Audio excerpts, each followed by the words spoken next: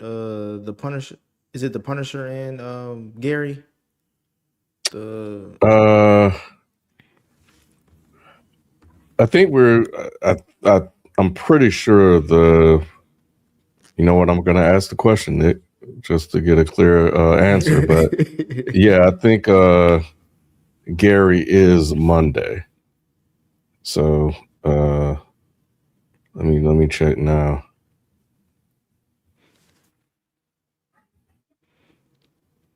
So people can start making play. Oh shit! You know what? I'm glad you actually said that, because actually, y'all can do it without me. It's fine.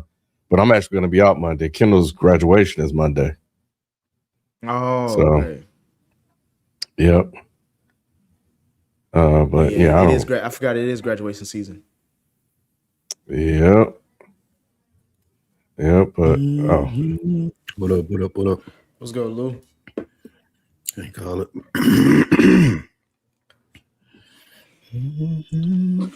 Hey Lou, you like fuck with that track, Dickie? Yeah, there you go. I was just gonna ask Nick that. I fuck with it. I think it's in. It was a good call right there, Jay. Yeah, Jay, you sent that in like a couple group chats, so I gotta check it out. I like it. That song with OJ the Juice Man, fire. Yeah, that's South Carolina home right there. Yeah. Okay, I'm about to say, where's he from? I fuck with it. I like that OJ the Juice Man song. I like the Big X the Plug song. I like the one with the baby, surprisingly. Oh, Blue he Devils. got some shit on there. I like Blue Devils. The baby went crazy on there. I couldn't believe it. I listened to that other dude too.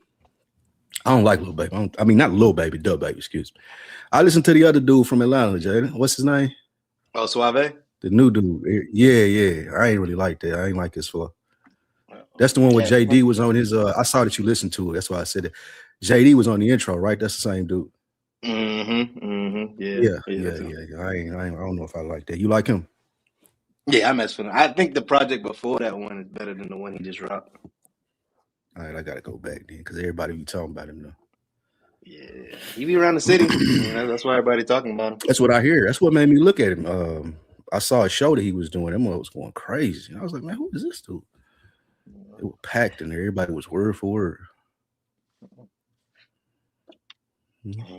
I'll send you some. Did you watch? Did you watch Closer? Yes. Send me. I was going to ask you about a movie, but go ahead. What you was going to say? No. You asked me this last night. I asked you about Closer last night. Damn, I'm getting old, man. That's what you did. Yeah, you did. Because you did say you liked it. You're right. Yeah. And I think you should check out, because I watched that and In the Mood for Love. I think you should check it out, and I think you'll mess with it in the Mood for Love if you like Closer. Wait, okay. you think he'll like? Wait, you think he'll like In the Mood for Love? I think he'll at least at bare minimum he'll respect it. Like at bare minimum here. But have you seen Closer, Ken? No. Closer's in a similar vein. It's not the exact, but it's in a similar vein where it's having a discussion without like truly having a discussion. You know what I'm saying? Okay. Yeah. So I think because Spike likes dialogue, so he has to pay attention. It's in his subtitles, so he has to pay attention to the dialogue. Everything's being said without being said. Okay. All right. Shit, I guess I'll watch Closer too then. Where is it at? I downloaded it. I can send it to you if you can't find it. I'll be able to find it.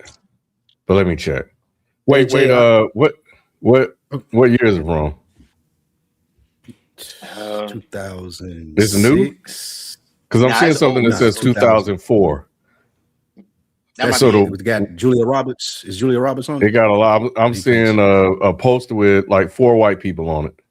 Yep, that's Julia Roberts, Jude Law, and Natalie Portman. Okay. That's a good cast. Yeah, you gotta watch it though, Ken. It ain't like you have to because you gotta watch it. You have to. I watched it on the plane. So watch it. Sit and actually watch it to understand what's. It can't be playing in the background. Like for all of it to make sense and to be good, you gonna have to it can't play in the background. You can't be doing nothing else. They're trying to call you out on how you watch it, Ken. I know, man. Like Ken be walking around the house watching shit, doing yard work. Yeah, Ken missed the dead end. That nigga he be doing everything at one time. Nigga be watching the movie, listening to music, and reading news all at the same time. Podcast. Yeah, I can't help it, man. Yeah, We were just talking about that around the house. I think Kendall's the same way. He'll be doing three things at one time. But yeah, but I'll pay attention to it. I'll watch it. Yeah, I'm gonna go watch Punisher probably in the morning. Yeah, I was gonna try to knock it out because I think it's only 45 minutes to an hour. Yeah. But Is this gonna make sense to me? I'm like what Rod said. Is this gonna make sense to me? You should be able to watch it. If I ain't never seen it. Yeah, I mean, just go into it. His story ain't that complex, to be honest, bro. I can tell you right now, and it ain't really spoiling shit. Yeah, true. Gotcha. Like if you watch 3 Jason Statham movies, you get what Punisher's about. That's it. That's really all it is. Yeah. We don't come to watch Punisher for dialogue. I'm gonna tell you that right now. Gotcha. All right. Yeah. He basically John Wick of Marvel at this point. Of the comic book world. Gotcha. Yeah, with less morals. Oh shit. I might like this. Man, I finally seen a preview for Odyssey when I was in Mortal Kombat. I tried to stay away from it. That shit look right though. It look like it's gonna be good. Y'all don't think so? I put on the list for trailer reactions because they nominated it for Sunday. What did they nominate? They nominated Odyssey, Evil Dead. I'm trying to remember off the top of my head without looking. What was that one AB said about Ken? You remember? Said the preview was good. Oh, Obsession. Oh yeah, I saw. I've been seeing trailers for Obsession. Clayface and Street Fighter.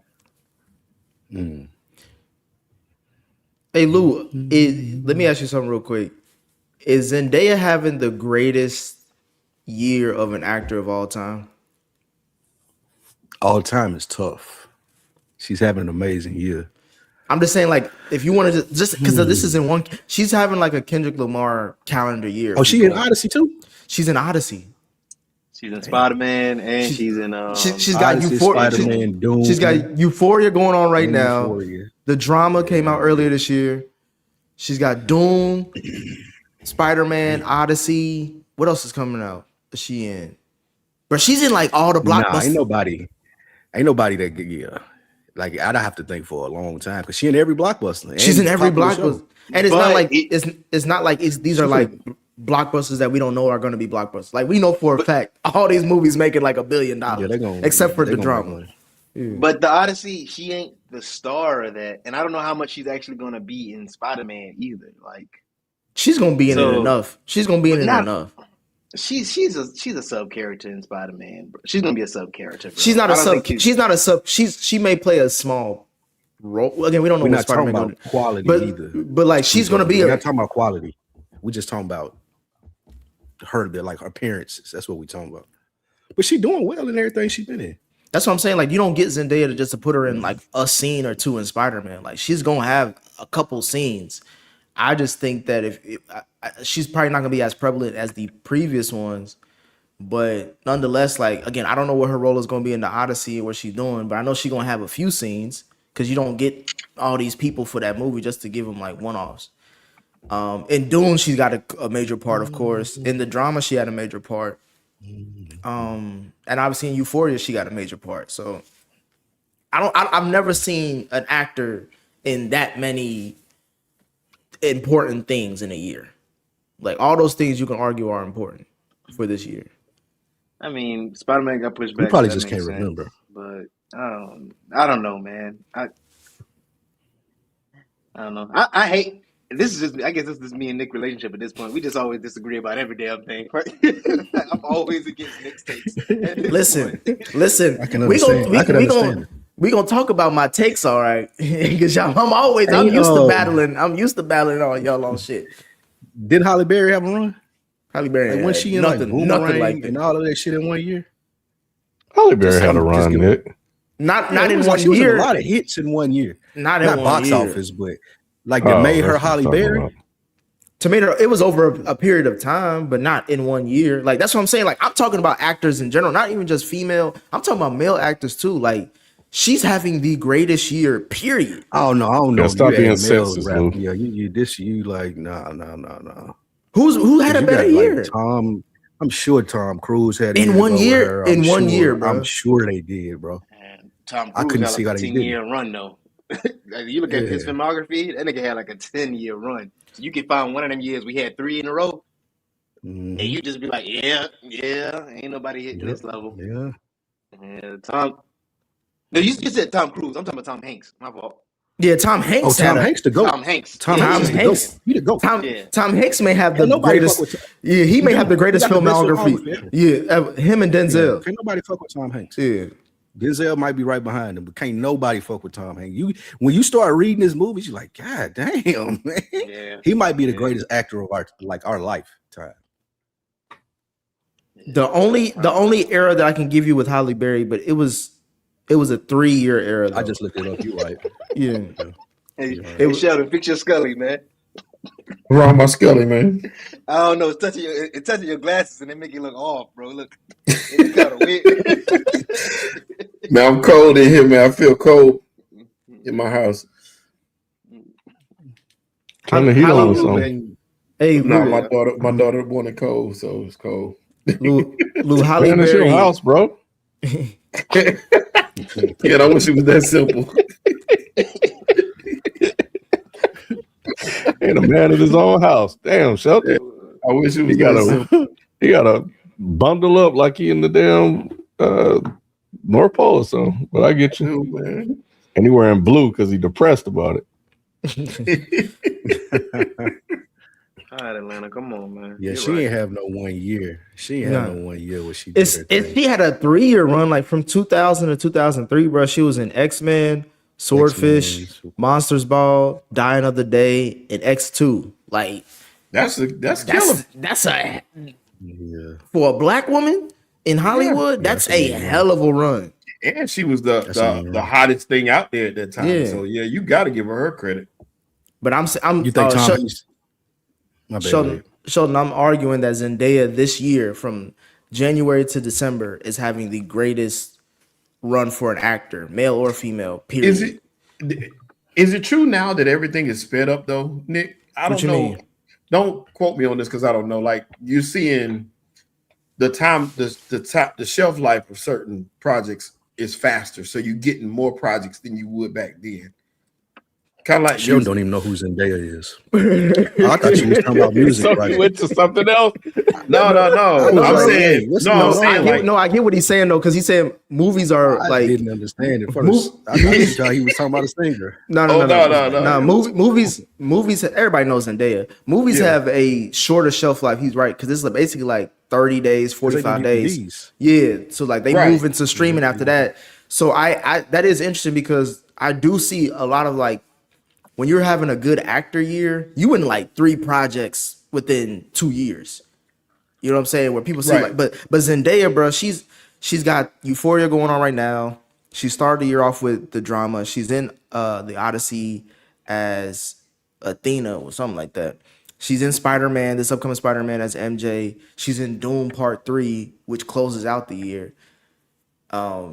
And then she's starting the top of 2027 with Shrek 5. Like, you know what I'm saying? Like she. Damn, it's a 5th Shrek. Yeah, and they getting the whole band back together. So Eddie Murphy and all that shit too. So like people probably gonna go see it. Yeah. I'm thinking like, but just for this year alone, those 4 movies and the fact that she's on a hit TV show, bro, no one's fucking with Zendaya. People in the comments keep thinking we talking about the quality of the show. That's not what we talking about. We talking about like the blockbuster, the impact. Yeah, the impact of it. We ain't really talking about the performance of the movie. It's just all of this is predicted to be big. Like even if Euphoria if it's 50-50, it's still a big show. People are still talking about it. Odyssey's still gonna be a big movie. Spider-Man's still gonna be a big movie. And they're still still gonna be a big. All of that's gonna be big, regardless if it's good or not. Yeah, like who can say that? Who can say they've been in $3 billion movies in a year? Blockbusters in a year. Yeah. That's always Aldana.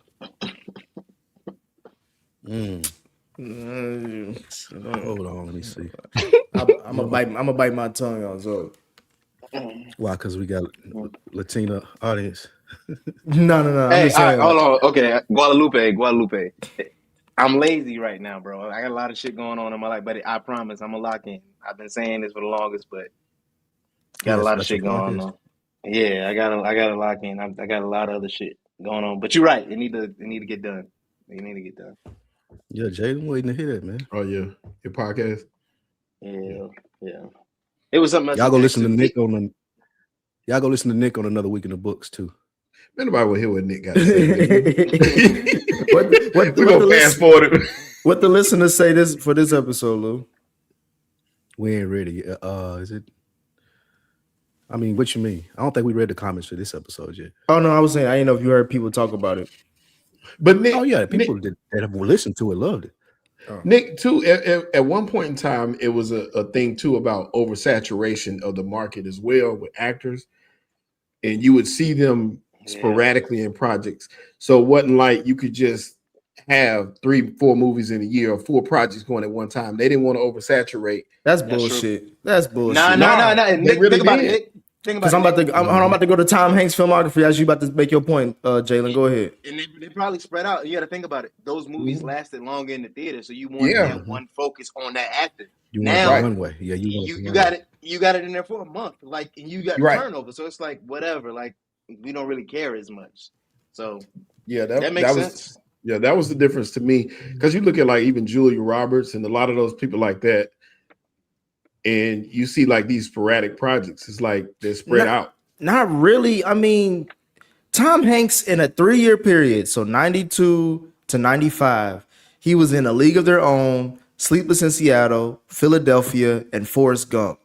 And also Apollo 13 and Toy Story. He had 6 movies in 3 years. Right. She had 6 and 1. That's what I'm saying. No, she's had 4 and 1. May have 3 next year. Right. She got 4 and 1. But usually when you do a big amount in 1 year, you take like the next 2 years. Like you're only doing 1 movie a year after that. Like that's too much work. No one can work like that. Nah, that's not true. That's not true. That's what her career shows. Nah, that's what her career shows. But like Shelton has said, like, nah, bro. Like, I think it's different because even with Tom Hanks, it's like a 6-month period between these films. I'm looking at it. It's like, yeah, like that. But that's not a 6 months. Zendaya's is not gonna be. Zendaya's about to have 2 movies in July. She just came off the drama, which is in April. Now she's in Euphoria, that's going on right now. The only break she's gonna have is when Dune come out. Like you wouldn't usually do that back then, right? And 6 movies in 3 years is watch over the next. So starting from this year to 2029, I guarantee you she doesn't do another 4 movies. Like she's got Shrek 5 coming out, and we'll see what else she's going to be a part of in 27 and 28, 29. But I don't think she's going to have 10 movies in 3 years. That's nuts. Unless it's you said Tom Hanks just did that. Tom Hanks had 6 in 3 years. He had 6 in 3 years. And all those was all bank, bro. Tom Hanks the GOAT. Tom Hanks has man. Can't nobody fuck Tom Hanks. That may from be 93 to 2000, bro. Honestly, 2002. Tom Hanks is just going, bro. Yeah. That's he capitalized. What people think Tom Cruise is. It's really Tom Hanks. Valid. Yeah, but Tom Cruise is a bad boy. Everybody love a bad boy. Mm-hmm. Yeah, Tom Hanks doesn't have the movie star aesthetic outside of the films. Right, he just normal.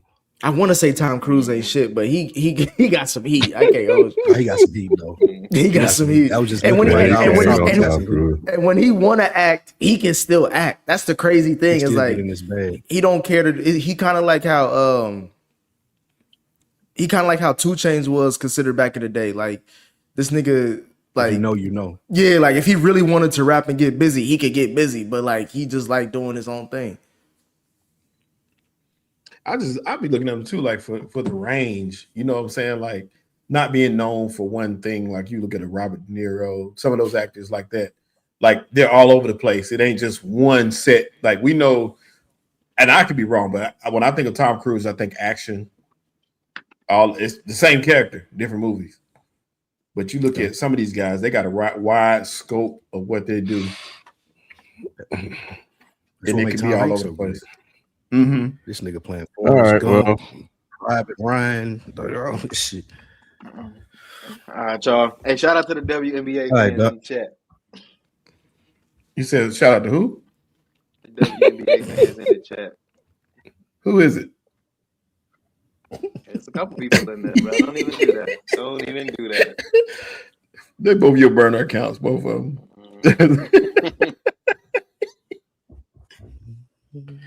You can't watch WNBA while the season on.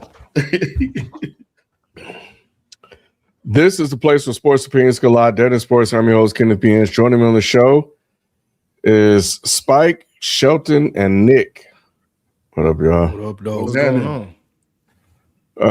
Glad to have everybody with us, man. We are continuing our recap of all of the NBA playoff action that has taken place. So we're in the second round. So we're definitely going to talk about the Spurs Wolves series. I believe they're playing tonight.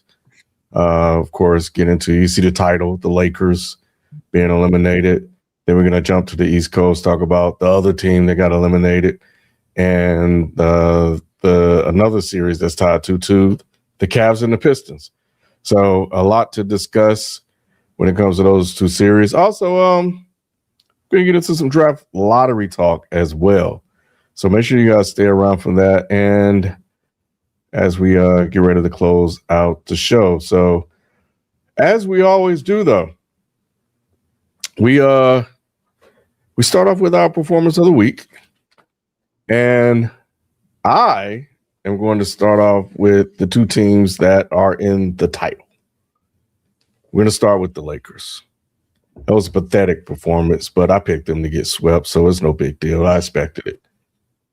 A lot of you guys picked them and showed LeBron respect, which it's warranted. He's earned it over the years.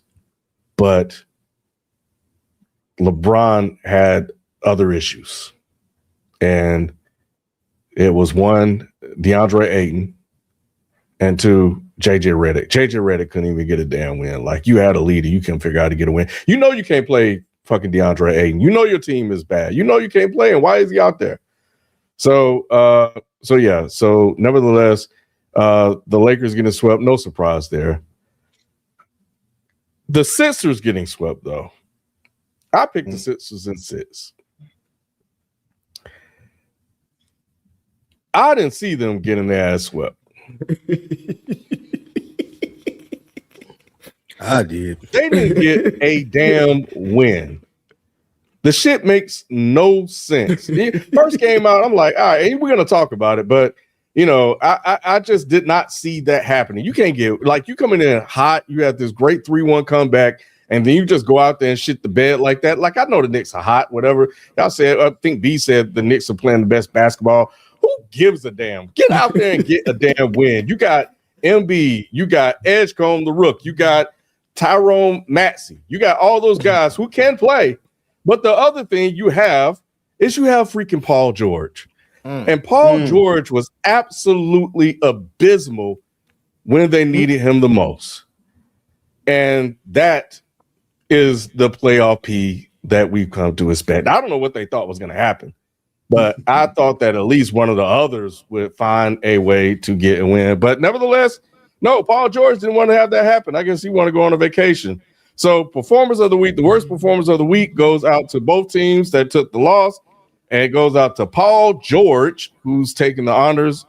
And you know what? I'm gonna throw Embiid in there just a little bit. I know we had a discussion about injuries, but you know, he missed the game too, which they needed to win, and we know what happened with that because they didn't win the damn game. But Embiid was a soldier. Embiid at least got them to the second round. Paul George was out there.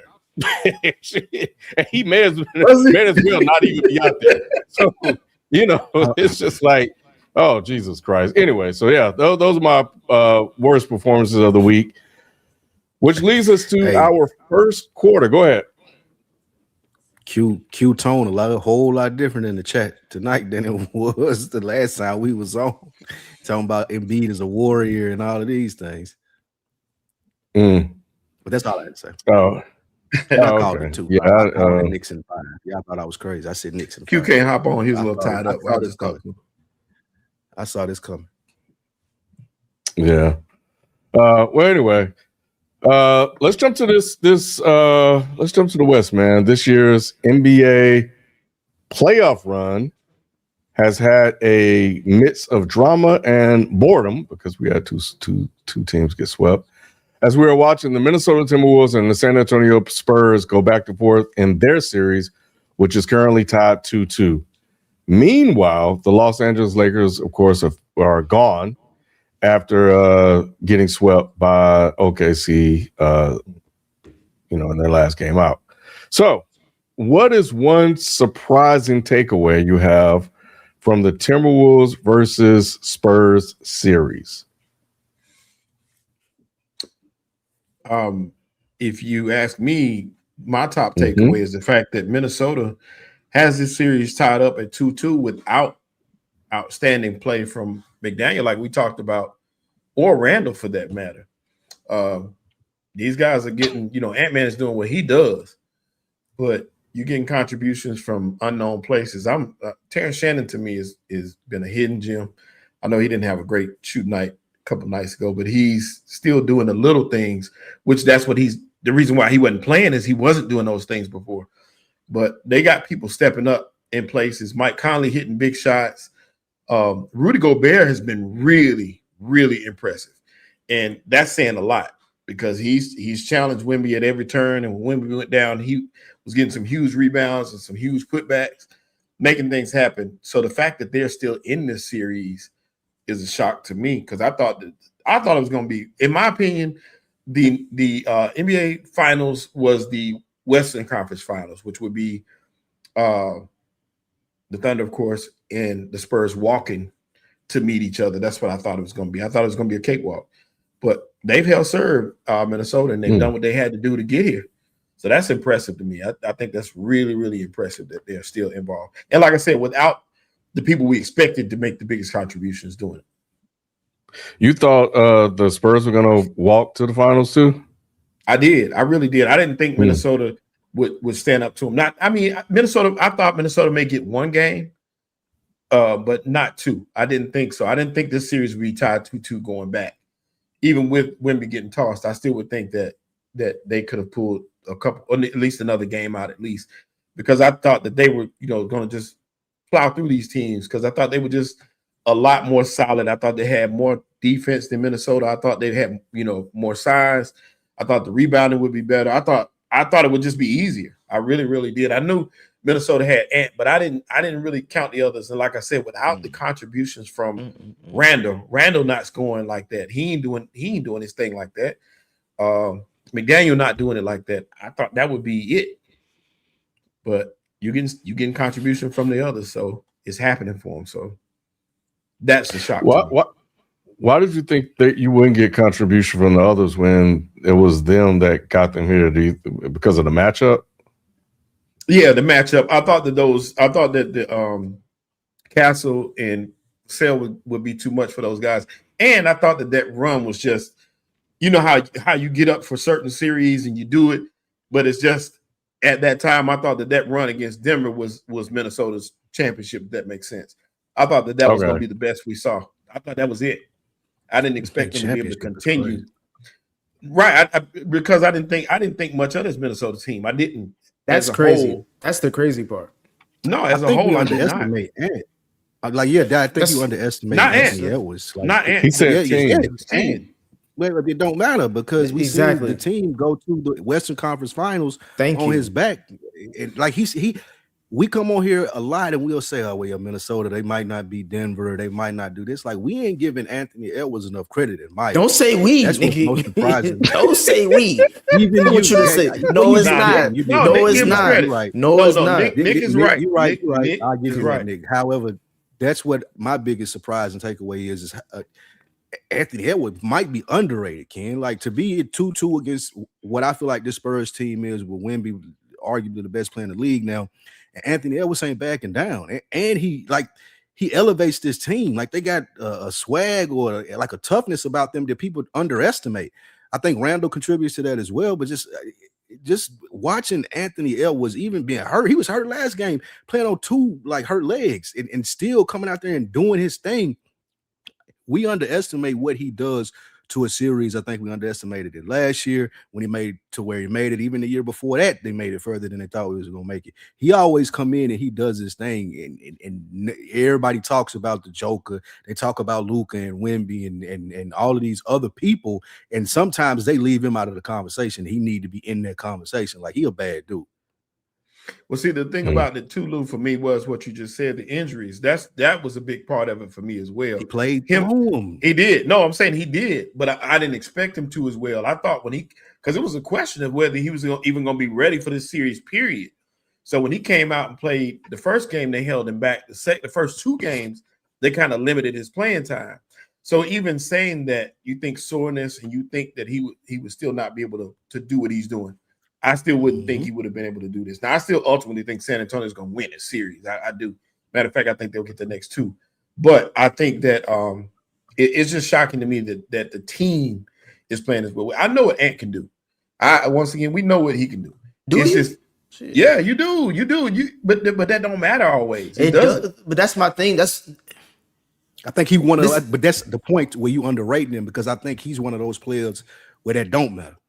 Like what Lou said to start this off is like, bro, a lot of people really like. I think they love Ant the personality more than they love the actual player, because I feel like it's easy to be a fan of his because he's eye test shows he's a good enough player, and personality says, oh, he could potentially be the face of the league as long as he get his, you got to get that shit together that could prevent him from that.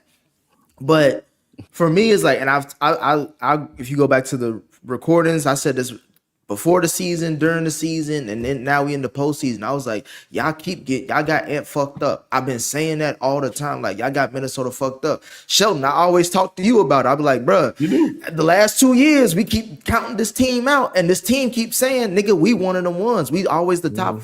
We the last 4 teams left. And I picked them in 7. I say that to say this. I did pick them in 7, but the way that I think between you and Lou, Sheldon, called out Randall and McDaniels is like, bro, they gonna lose the series if they keep playing like this. Because Ant, as great as he is, I do understand what that legit monster is on the other side of that, on the other side of the court.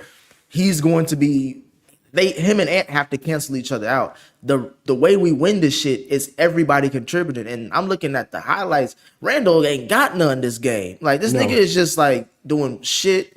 The last game that they won, he didn't really do shit either. They really won that based off the ejection.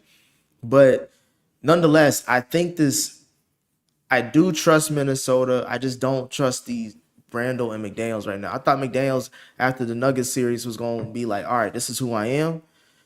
But he's regressed. I don't know why. Maybe the defense is because he's getting into a lot of foul trouble a lot easy this series.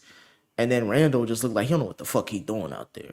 Yeah. But and I'm sorry, I forgot to add the Robin to me this series has been Nas Reed. Nas Reed has been really super impressive. He earning his money. Nas Reed been hooping, man. And I'm saying he's making plays all over the court when they need it the most. So when Ant needs a rest or when Ant's, a little off, Nas Reed has stepped right in and making it happen. That's really who has carried this team when Ant's not been on the court. It's been Nas and Conley. I forgot how old Conley is. Conley back in the day when he used to play with Greg Oden at Ohio State. That's how old Conley is. Like, Conley's still in the league, Ken. Like, I remember them, that nigga, like, that was back in the day when Old State legit had a basketball there was a football basketball program. They ain't shit now. They just football. But Mike Conley's still doing his thing. Yeah. They down by 12. I don't know. They gotta win. They gotta split this though. What quarter is it? It's halftime. It's about to go to the third. It's going in the third. Wemby got 21 and 11. And Wemby came out.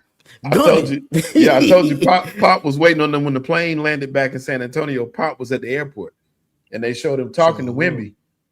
He got. I think he got on him about being ready and what he needed to do. Cussed his ass out. He came out aggressive. Yeah. Yeah. Well, based on what it sounds like, it might be Wolves in 7. I thought they were going to do it in 6. I ain't say that.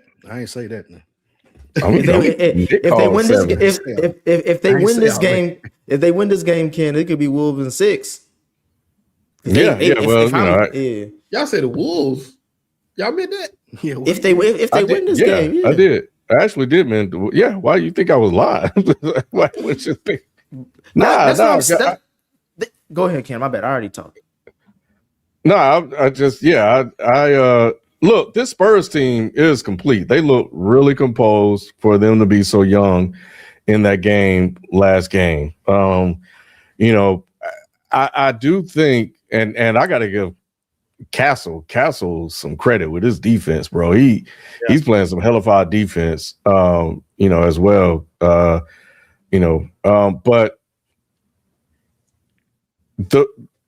the difference in this game is that, and Shelton, you pointed it out, the Spurs are getting more contributions as a team than the Wolves have gotten so far. And yet the Wolves have found a way to somehow win 2 games. Because even though Wemby was ejected in that game, everybody talking about like, oh, they would have won with Wemby in, they had a pretty good lead in that game late. And it looked like they had really good control of that game, you know, in the fourth quarter. So that was a very winnable game, and they didn't look like they were really missing Wemby at all. You're always going to miss him, of course. That's not what I'm saying, but it's not like they were still rolling. They were still rocking and rolling. When you're watching that game, it's like, you know, they were still functioning as an offense, and it looked like, for all intents and purposes, they could have won that game, you know, and got busy. And then Nas Reed stepped up.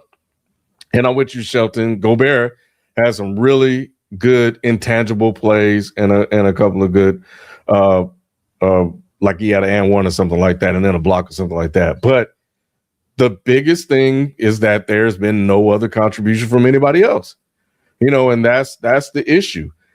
And when McDaniels regressed, and when Randall just beat Randall, this is what you have. So if they don't do anything and they continue to play like this, then it'll be over in 6.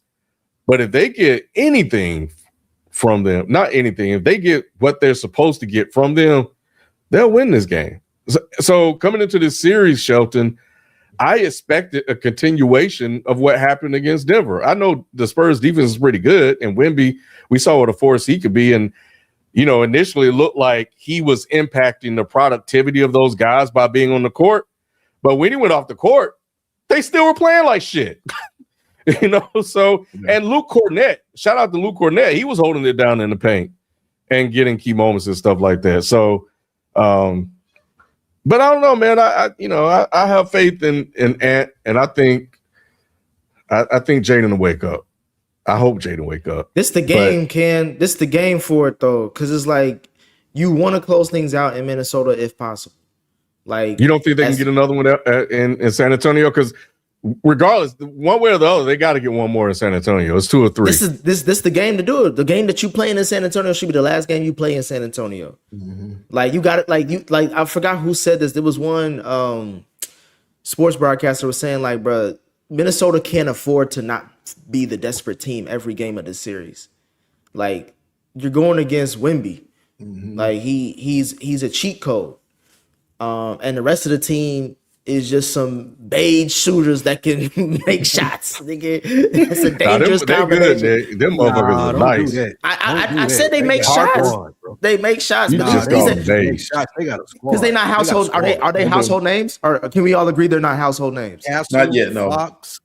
Castle and Fox are household names. Nigga, those are adjectives. Those are nouns you just said. You ain't saying Castle and a Fox, nigga. We don't know who attached to any of not yet. If you watch basketball, you know who those people are. Fox has been to he's one of the playoff ones. Either way, man, Fox is trash right now. That's what I was about to say. Neither one of those niggas. He's not trash. I'm saying that people know who he is. I'm not saying they're trash either. I'm saying neither one of those niggas have earned the right.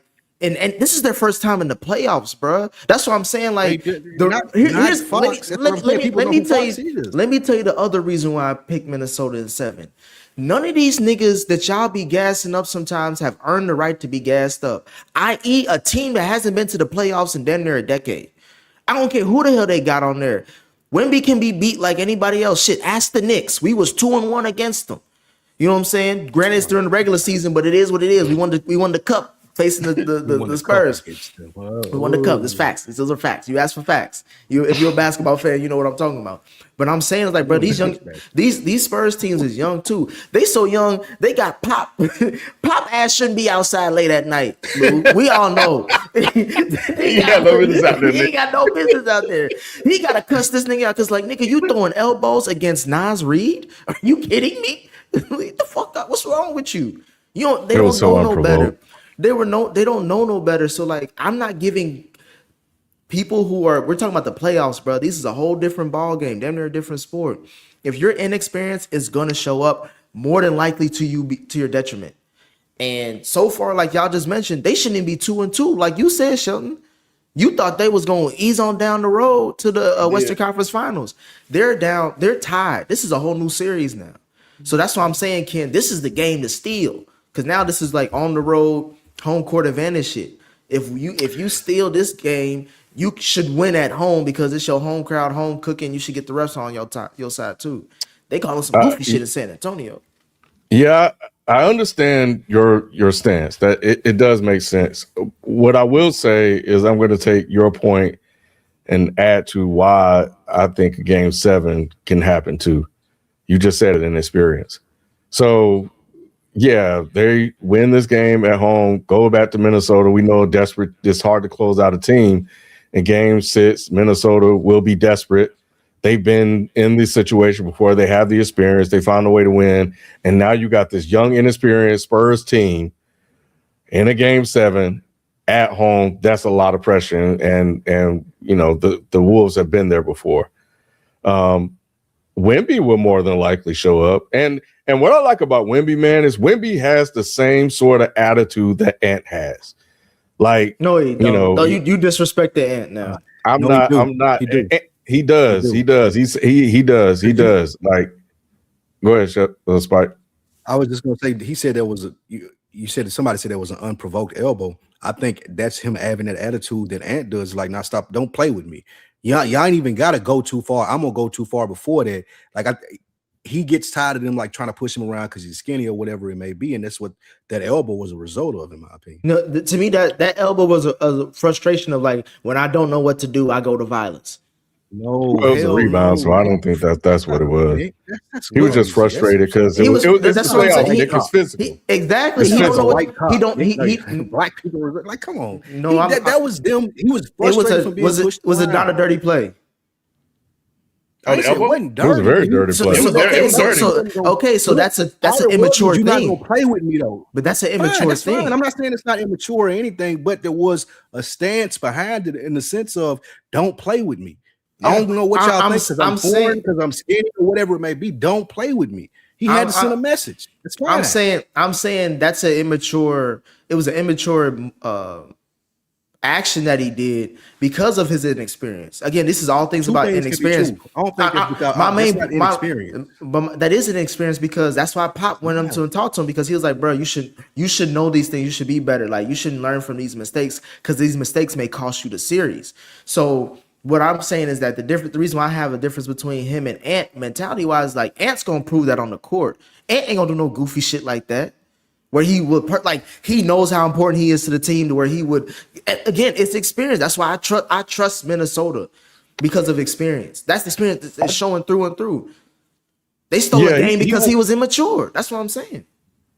He won't be as super extra as Ant is. That's Atlanta all day, bro. So it is what it is with him.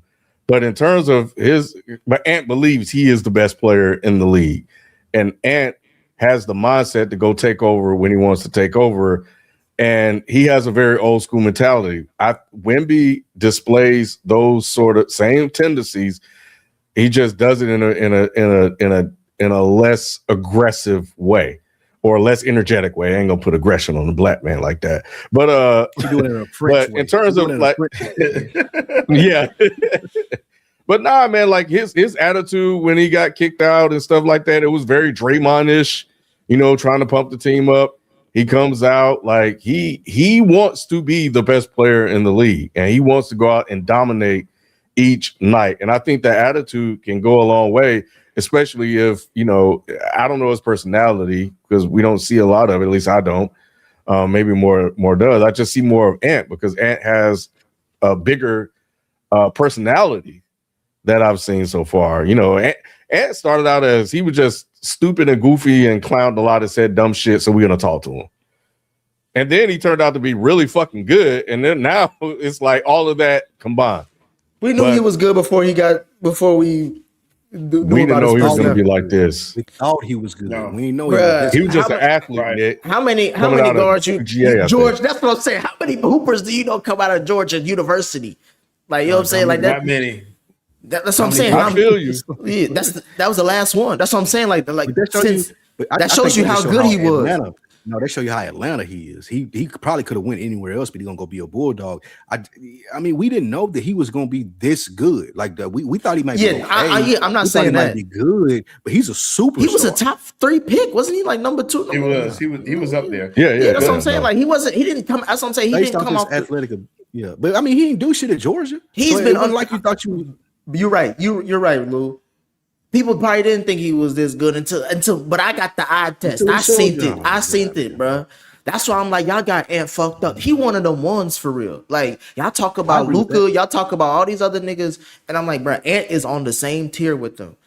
He will cancel these niggas out just like they do. They try to say and he's proved that plenty of times already, and niggas still count him out. Like Minnesota is. Well, what happens to him if they lose this series? Or what happens to them if they get back to the Western Conference Finals and then lose that series? Because right now the Spurs as a team has more, it seems like, and so does OKC. I think if they get to the Western Conference Finals, Ken, you can't use that as a detriment to Ant if they get knocked off by OKC. Because they have overachieved if they got to the Western Conference Finals 3 straight years in a row. Based off what y'all said about Ant coming into the league, and based on what y'all said about Minnesota going even into the series, it always that would depends change on how it looks, though. It does. It always depends. You only get so many opportunities, guys. That's going to be my concern. Ken, you're right. So we're talking about him like he's one of them ones. My expectations is not for him to beat OKC if they make it to the Western Conference Finals. However, I do expect him to make it competitive because that's how good I think he is, and that's the best team in the league. That's they going 11 deep as far as people that they put in. Like they got people that can guard him, different things that they can do. They well coached. Like they got the best player in the league that a lot of people consider. So if he gets to the Western Conference Finals and it's 4-0. I'm like, damn, I expect more out of Ant. But if we go 7 games with OKC and he lose, okay, yeah, Ant is who I think he is. Like I don't expect him to be able to slay that dragon alone by himself. However, I do think he's capable of it. So if they went to the Western Conference Finals and won against OKC, I'd be like, yeah, that's the Ant. That's who I expect. That's how high of a regard that I hold him in. So. Yeah, well, speaking of overachieving, let's talk about the Lakers getting past KD in the first round and getting kicked out by the Thunder. I've saw, we've had conversations about LeBron, and there was an article about where's LeBron, why isn't he showing up? And it's always funny. Like I'll give LeBron credit because Spike and I talked about this before we did this Mike still on, like. It still looked like the same old LeBron out there dragging a bunch of guys to wins. And then it turned into old LeBron in the fourth quarter against a far superior team. But he did what he could, but he had the OKC was just better. Now is what's next for the Lakers. So there are rumors, somebody that we know apparently has it on a good authority that Giannis will be coming to town. AR may be gone. And, people are happy that are ready for Luka to take the mantle. And people think that it may have been more of a series with Luka on the court. I don't think so, because Luka still doesn't play defense. I think Rob Pelinka said LeBron is welcome back as well. What's next for the Lakers? You don't think he's going back? No, I don't think that. I think that's that welcome has been worn. Like, there's no reason for LeBron to go back there. There's no reason for the Lakers to re-sign him, especially if they talking about getting Giannis in. And I would let Austin Reeves go as well. But I think LeBron wants what we suspect to be his last season to be really special, and he goes this tour. And I don't think the Lakers are with it. Like, Luka's their superstar. It's not LeBron. So LeBron gonna go somewhere where they're gonna celebrate him in his last run. And I think that may be Cleveland, depending on how this New York series pan out. And I think they're gonna lose. So if they think, well, if Cleveland think that they can bring LeBron in to be a veteran presence, that's the smartest decision for both LeBron and Cleveland. I don't think he giving up LA for Cleveland. Ain't no reason to stay in LA, bro. He beefing with them. He can still stay in LA. There's another team in LA he could go to. Oh, hell no. Why not? You think LeBron James gonna play for the Clippers? With the Clippers? Yeah, LeBron would be offended. He would Clippers, bro. The Clippers got a top 5 pick. He could team up with Ty Lue once again. He won a title in Cleveland with him. He got Kawhi Leonard. Kawhi Leonard had the best season of his Clippers career, at least. Like, bro, he's not being. They was a playing team. That would never happen. It was a playing team, and then he would. LeBron James playing for the Clippers, the second team in LA. Hell no. And he could steal the fans. After I played for the Lakers. He could steal the fans from the Lakers because they're like, if you want to go see LeBron play, you got to go to the Clip City Chips. I'm telling you, that's because where else he going? Cleveland ain't going. They got to trade. Cleveland or Golden State. They got to trade. Golden State maybe. Yeah, Golden State maybe. But Golden State maybe. But he would have to go to Steph's teams. He would have to be a little brother to Steph. Because he can't big brother Steph. It's like Jay-Z said a few weeks ago, nigga, I'm LeBron fucking James, bro. Like, yeah, you Steph Curry, but I'm still LeBron fucking James. Not in the Bay. Not in the Bay Area, bro. Are you serious? Not in the Bay Area. Yes, nigga, he LeBron everywhere. Stop. I didn't say he wasn't LeBron, but he's not the big nigga. But he ain't the. Bro, you don't know. No, y'all they would be equal. No, they would be equal. LeBron James is LeBron James everywhere. People argue about Steph being top 10. They argue about LeBron being number 1. No one's saying that. That's not the argument. That's not the argument. That's not the argument that I'm making. It's not the same thing. Y'all trying to act like because Steph is popular in Golden State that he would outshine LeBron. That's an understatement. That's not the case. KD came up there and stood on his corner and balled. He wasn't big. Don't act like LeBron can't do it. Bruh, the way KD left, he lost a lot of cool points for niggas in Golden State. First of all, won 2 championships and an MVP up there. Like, KD was balling on Steph corner, and Steph let him do it. He gonna let LeBron cook too. It's LeBron. Yeah, Steph is not that type to be. He's not that dominant personality wise to where he can't play with somebody. You don't know what the hell Steph is like in the Bay Area. We've seen it. We saw it. LeBron just gave up his crown to a white boy. In LA. Do that, Ken. Don't do that. The Lakers. Nah. If LeBron is LeBron James wherever he go, then he wouldn't have done that. That's what I'm saying. He would have pressed down. You can't do that in LA though. It's the Lakers.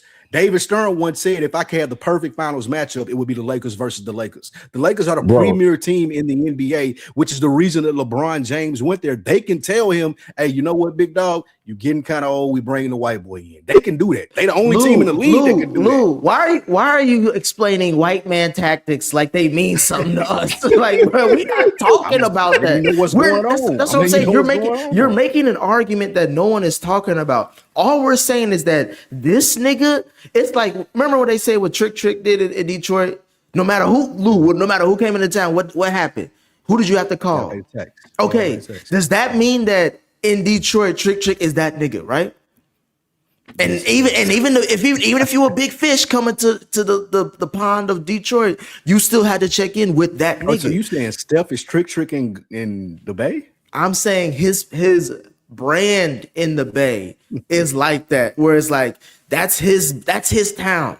No matter what LeBron doing, he's a guest. Right. He's a guest. No, that's he's a respected guest, but he's still a fucking guest. But I think that's the point of it, though, is that he's a respected guest. I don't think that there would be any harsh things because Draymond kind of bow down to LeBron a little bit, and you got Steph.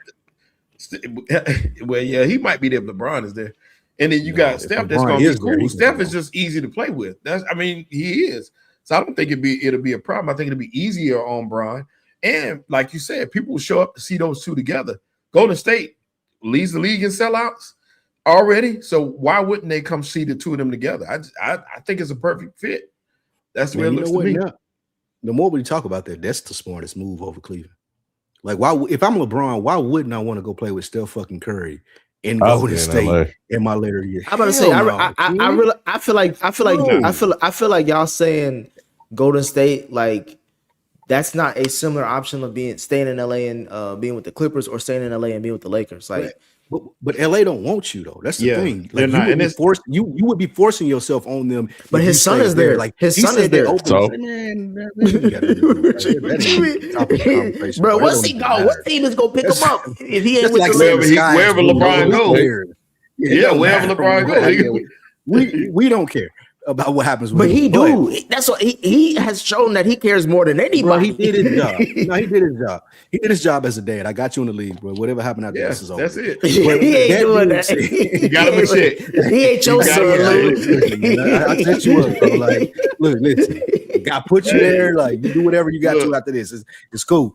But if he like as we talk about this with Golden State, like that would be must-see TV, even though they old. Like that's a new storyline in the NBA. You got Steph and LeBron playing together, being rivals after all these years, arguably the top two players of their generation, and you got them playing together. It don't matter how old they are. Steve Kerr coming back as the coach, you get Draymond out of there. That's gold. If I'm LeBron, that's exactly where I want to be. And no pressure. Draymond and LeBron are in business together. That's why Draymond will be there. Draymond gonna be gold, King. They're in business together. They will be there. Shelton, question for you. How many games does Steph Curry and LeBron James play together? Probably about 30. Why is he going? Hey, Steph, we selling the dream, though. We ain't selling the product. If we the NBA, we selling the dream. Low end 30. I was gonna say they at best they just gonna do the nationally televised games. So that's about 30 of them. That's about 30. They just gonna do all the ones that's gonna be on TV. So you can say that we see you. Yeah. Christmas Day for sure. We know they're gonna both be in that game. Christmas Day. They both will be in the Christmas Day game. Martin Luther King Jr. Day. that Martin Luther King Day. They'll both be in that one. The opener. They'll both be in the opener. Yeah. After that, we got to figure it out. Y'all know Steph, bro. He he's been hurt a lot, but bro. All right, he in the play-in Hall of Fame though, Sheldon. That's it. Steph Curry in that play-in Hall of Fame. Yeah. All right. Moving on with our recap of the conference semifinals of the 2026 NBA playoffs. We will now shift our focus to the Eastern Conference as the New York Knicks have eliminated the Philadelphia 76ers in a 4-0 sweep on Mother's Day, winning 144-114. Have the Knicks proven that they are by far the best team in the East as they advance to their second Eastern Conference finals appearance? I want to talk about Philly real quick because Ken, you started off the show with that. I was surprised that it was Philly in 4. I mean Knicks in 4. Just because game one, Lou, you were close on. You were on with that as far as how dominating the Knicks would be in the series. But to me, it was just like game one. I was like, all right, that was a blowout. But game 2 was close without Embiid. So I'm thinking like, okay, the Knicks got away with one that they could have lost. But when we go back to Philly, it's gonna be different, bruh. And this nigga FIFO ain't here to even defend themselves, Sheldon. But I'm just saying, like, we was arguing about what player should be considered the best player on this team. And I was like, bro, I think it's time that we give Tyrese Maxey his just due. Apparently, Nick Nurse disagrees with me and is with FIFO because they was trying to force Embiid in this series. And it's like, bro, this is the Maxey series. Like, they wanted the matchup against Cat. They wanted to match up against Cat because of their past history. But I'm like, bro, if you're picking if you're picking Maxey as your offensive guy, like, or who's the number one guy that you think you can just run it up on? Brunson. And they didn't care about that matchup at all. They did not care about that matchup at all. Nope. Brunson was doing his thing. He was just Maxey also Baking played it. terribly though. I don't think he hit a three this whole series. I think Mac. He Well, played terrible. I think going to. I mean, that goes to their bench and how they're not able to interchange like their starters because you giving up niggas to go to OKC who's balling, but you only got a 6-man deep as far as they had niggas that they picked up in the fucking G League that was playing good heavy minutes. I'm like, bruh, everybody was tired. So I think with Maxey, it's like, bruh, he was exhausted, bruh. They did a 7-game series against Boston, and then they had to catch up to New York, and New York is just shooting, bruh. You shooting threes like that on Mother's Day, you They supposed were to lights win. out, bro. It was like, Yeah, they it was made like, no all right, sense. fuck it. You know what I'm saying? You see that nigga named That shit was McBride. over. That shit was over in the first quarter. What, bro. 7 to It was, 10? I Like, cut it have out some first pride. quarter. I Pull was a like, it's over Wemby. with. It's over. Yeah. with. Okay, so we're back on Philly. The other thing I was thinking about earlier today, we thought we had a Doc Rivers problem. And then Nick Nurse came there who won a title. We thought he was going to be a better coach and would be better with this team. And it doesn't seem like we're seeing that. I think what you're pointing out, Nick, seems to be a coaching error. Like Embiid's coming off an injury and you're trying to make him the guy, use him as a secondary option and go at the one guy that can't play defense. Maxey versus Brunson would have been nice if he would have used him. So, yeah, we got to start looking at Nick Nurse, man, because can we say that he's underachieved since he's been there? Ken, how I do that if Maxey not playing well though? It may be because of what he did from a coaching perspective. Maybe he wasn't running enough plays for him. I think Philly's problem is Embiid. I think that's just with Nick Nurse, with Maxey, with the rookie 77. What's his name? What's his name? VJ. Yeah, with VJ. VJ. It's time for them to start looking in another direction. And in this series, it felt like they were still trying to go through Embiid. That ship sailed, dog. It's over with. Y'all were winning without him throughout the season. Why not implement the same stuff? I'm agreeing with Ken, you, and Nick. Like, implement that in the playoffs, especially this series when you got somebody like Brunson who you can cook, but they didn't. I don't question Nick Nurse because of it, though, Ken. I question the Sixers because I think they're still trying to get behind Embiid. It's over with. It's over. Like, it's done. Like, this Embiid era, like, he's just not going to be able to stay healthy. If he's going to be successful, he got to go somewhere where the third, fourth option, just because you can't depend on him. Yeah, he's super talented, and we get that. But Philadelphia was looking at him in this series like, oh, we can get on your back. No, you can't. This nigga can't even walk. He fall every play. Like, he ain't like there's no way that you could depend on him being there. And that was the biggest issue that Philadelphia had this series. I don't even think it was playoff P or Maxey struggling. We still think Embiid is the dude. He's not the dude. Shelton, I just gotta correct him, and then you can take the mic. Unless Spike talk over you. The Sixers, without Embiid, had a losing record. They were 21-23. With Embiid, they were 24-14. This is I just looked it up on Stats Muse this season. They were better with him, far better than with him. They had a losing record without him. Batsy and Edgecombe, who's a rookie, and Paul George, who missed some seasons, missed some time as well. They weren't getting it done. Go ahead, Shelton. That is true, Ken. And the biggest issue was Daryl Morey to me, and he's out as far as I've heard. So look for that to happen if it's not already happened. Daryl Morey's out, but he put together a Hosbar's team. They had no bench help. There was nothing coming off the bench whatsoever for this team in this series. And the starters at times look lost together. So some of it's coaching, but for the most part, I just don't think these pieces fit together the way they should have. And I didn't like the plan, but it's an organizational clusterfuck, is what y'all saying. Because y'all, like, just some of y'all are saying blame the players, some of y'all say blame the coaches, and now Sheldon just said blame the front office. That means that the franchise is in a clusterfuck. They integrated losing as their practice of winning, and then now you're seeing what that does to an organization. And that's why they had to change the fucking NBA rules on tanking because of the shit that they tried to do. The foundation of this house is shitty. how they got Embiid, how they got all that shit that they had, like with Ben Simmons, it was fucked up, and they still haven't made it. He, as talented as he is, he won a fucking MVP, and he hasn't been out the second round. What does that say about the organization?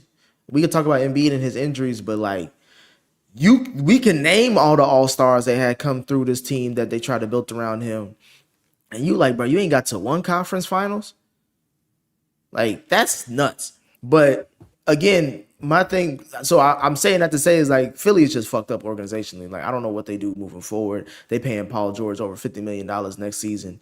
And Embiid is about to Embiid. Real talk. Embiid was at the press conference. He about to make 70 plus next season. He talking about some. I don't know if I'm gonna be on this team no more. Hey, how much you say they was paying Paul George? Over 50 million. Over how many years? That's insane. That's insane. His last 2 years. His last 2 years, he's making like a double nickel. That's definitely a Daryl Morey issue. And I agree with okay, you, so I want to kind of combine all of this together. So Morey has to figure out how to transition Lou from Embiid. He's 11 years in the league.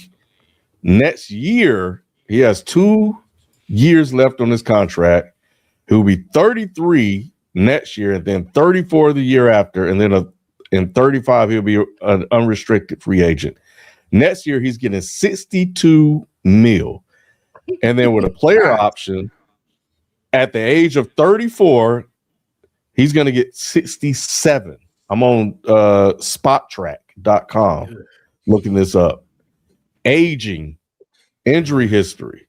So at some point, that organization, the Morey guy you're talking about, Shelton, has to look at this and say, next year we have to flip this roster so that when it gets to Embiid's last year of this contract, we're ready to go, and we can move forward. And and so that's going to be a tough task, but that's going to be a lot of money freed up. He's about to get. That's the reason I'm bringing up the money thing, is because these are what these niggas are due over multiple years. It ain't just like it ain't like a 2-year process. Like in 2 years, they still paying Paul George his last year of this 55 mil.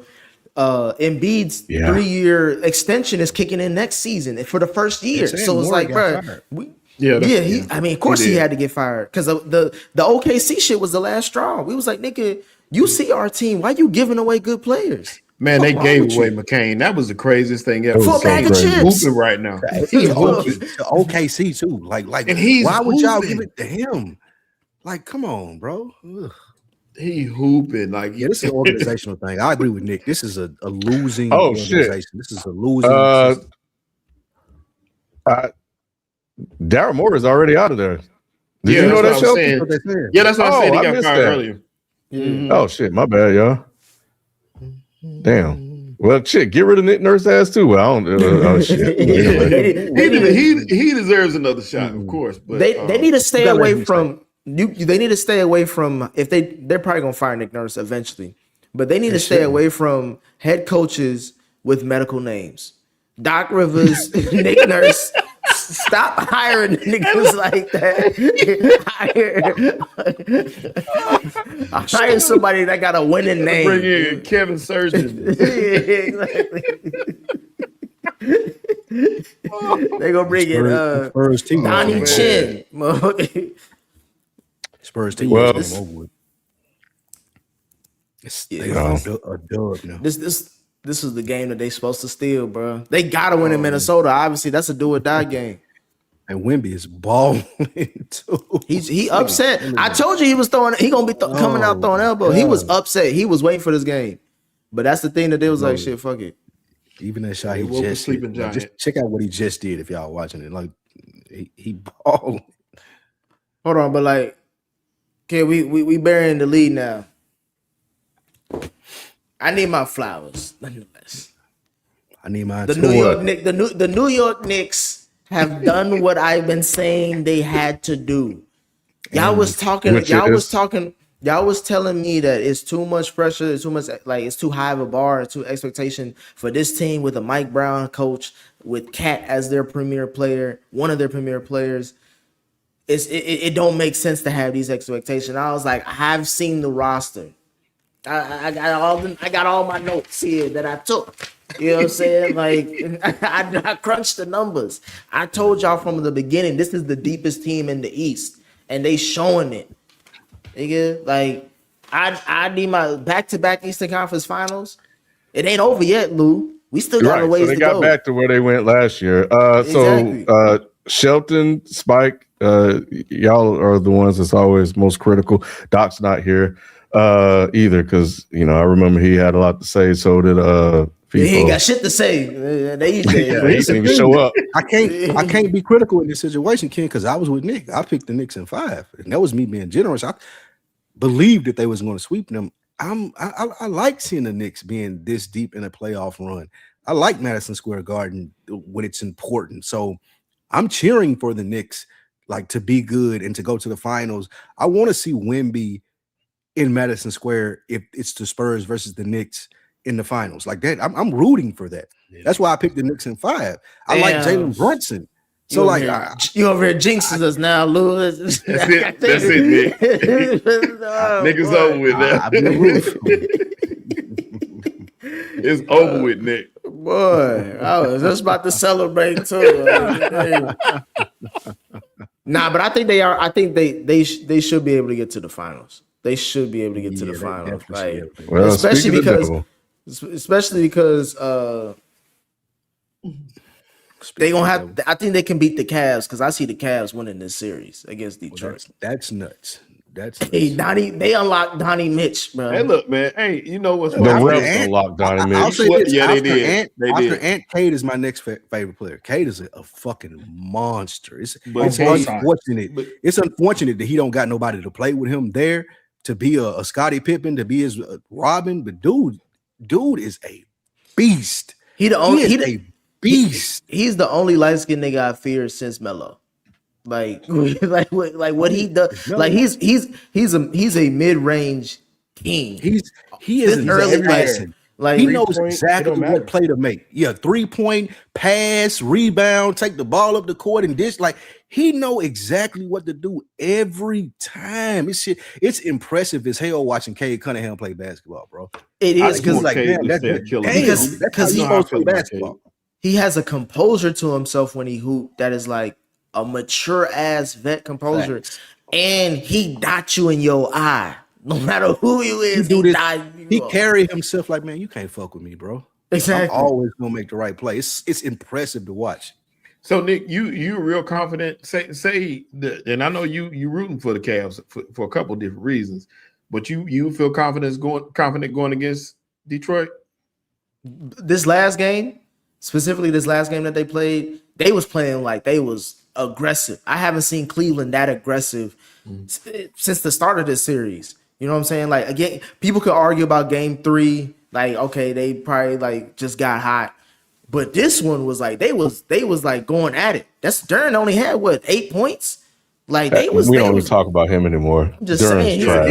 he's supposed to be he's the been- Robin. He's supposed to be the Robin. He's supposed because he No. up next to get He paid. is their Robin. B tried to He's tell me. not truly a Robin though. Yeah, He- but he's either their way, Robin. Donnie Mitchell has been playing like, hey, that last game he was having fun, and he on Cade too. Like you said, FIFO Cade ain't a slouch on defense. He had that nigga on skates.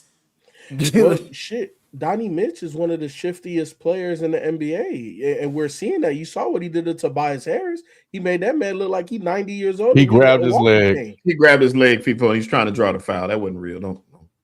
You talking Yeah, about he 2 grabbed- games ago when he shook him? Yeah, he didn't. Yep. He grabbed his leg, and They Tobias showed the Harris was video. trying to- He grabbed his Yeah. leg. and he was trying Either to way, draw the. He was trying to That's the, draw a foul. that still doesn't discredit how shifty Donnie Mitch is. He's He a is. top 3 shifty player in the NBA, and we see the handles. You know what I'm saying? Look, at the end of the day, Nick, you saying that the Cavs can win is definitely facts. Will they win? I still don't trust them. You know what I'm saying? Look, and at the end of the day, we look at what Detroit in that last game, how they played, especially early on, right? Like they had all those turnovers. It was a bad game. Then they closed the gap. And then D. Mitch had to have a historic night, the second most second half points ever scored in an NBA playoff game. right? 38. Number one was 39. He was literally a point away. He had to do that for them boys to win. And Detroit really didn't play a good game through and through. So to me, when your best player looks like that, also, if I'm not mistaken, James Harden had 20 some odd points and 11 rebounds in this game as well. Like, if your two guys are looking like that, and Evan Mobley looked pretty solid, but Detroit was relatively in that game and they didn't play their best, that's scary. I'm scared for Cleveland. I don't understand how you can make a case like that when Sheldon, just last series, we saw them go 7 games with Orlando. And that's because Orlando only scored 19 points and a half. And you're just telling me that Donnie Mitch can score 30, close to 39? First off, Nick, that's a different. Those are different things that I'm like, I'm worried about. But here's the thing, though. Look. First of all, number one, 2 separate playoff matchups. The matchup against Orlando was a physical matchup. Cleveland is not a physical team. Their best players, hold on, Nick. Their best players are finesse. James Harden is finesse. Donnie Mitch is finesse. Evan Mobley is tall, not big. So it's a different matchup for them. This bodes better for Detroit because they can bully them, and we've seen them bully them. We've seen Detroit lock in on defense and bully this team. First of all, I haven't seen them bully them in 2 games. And second of all, the reason why I brought up they played 4 and they split. So this team is even. Okay. They're pretty even. So if they're pretty even, I'm leaning on Cleveland because the issue that I was bringing up with the Orlando series was that the reason why are they even? I'm about to tell you. The reason why the Orlando series ended the way it did is because they didn't have enough scoring, like consistent scoring. They had Carroll, but they didn't have consistent scoring. Mm-hmm. But like you're right, their mismatch was their height. With Cleveland, they have a more dominant, they're more physical. I agree, which is why in Game 4 surprised me because when Cleveland wants to turn it on offensively, it's an avalanche. It's like a unstoppable object versus an immovable object. It's like there's different styles, but they get the job done. If Detroit doesn't lock you up, if they can't stop you from scoring, they don't have a counter. And the best thing about Cleveland is offense. They always say if you got a great offense beats a great defense, or a great offense makes up for a lack of a defense. So that's what I'm saying. But they was banging in those tall boys. That Jared Allen was aggressive.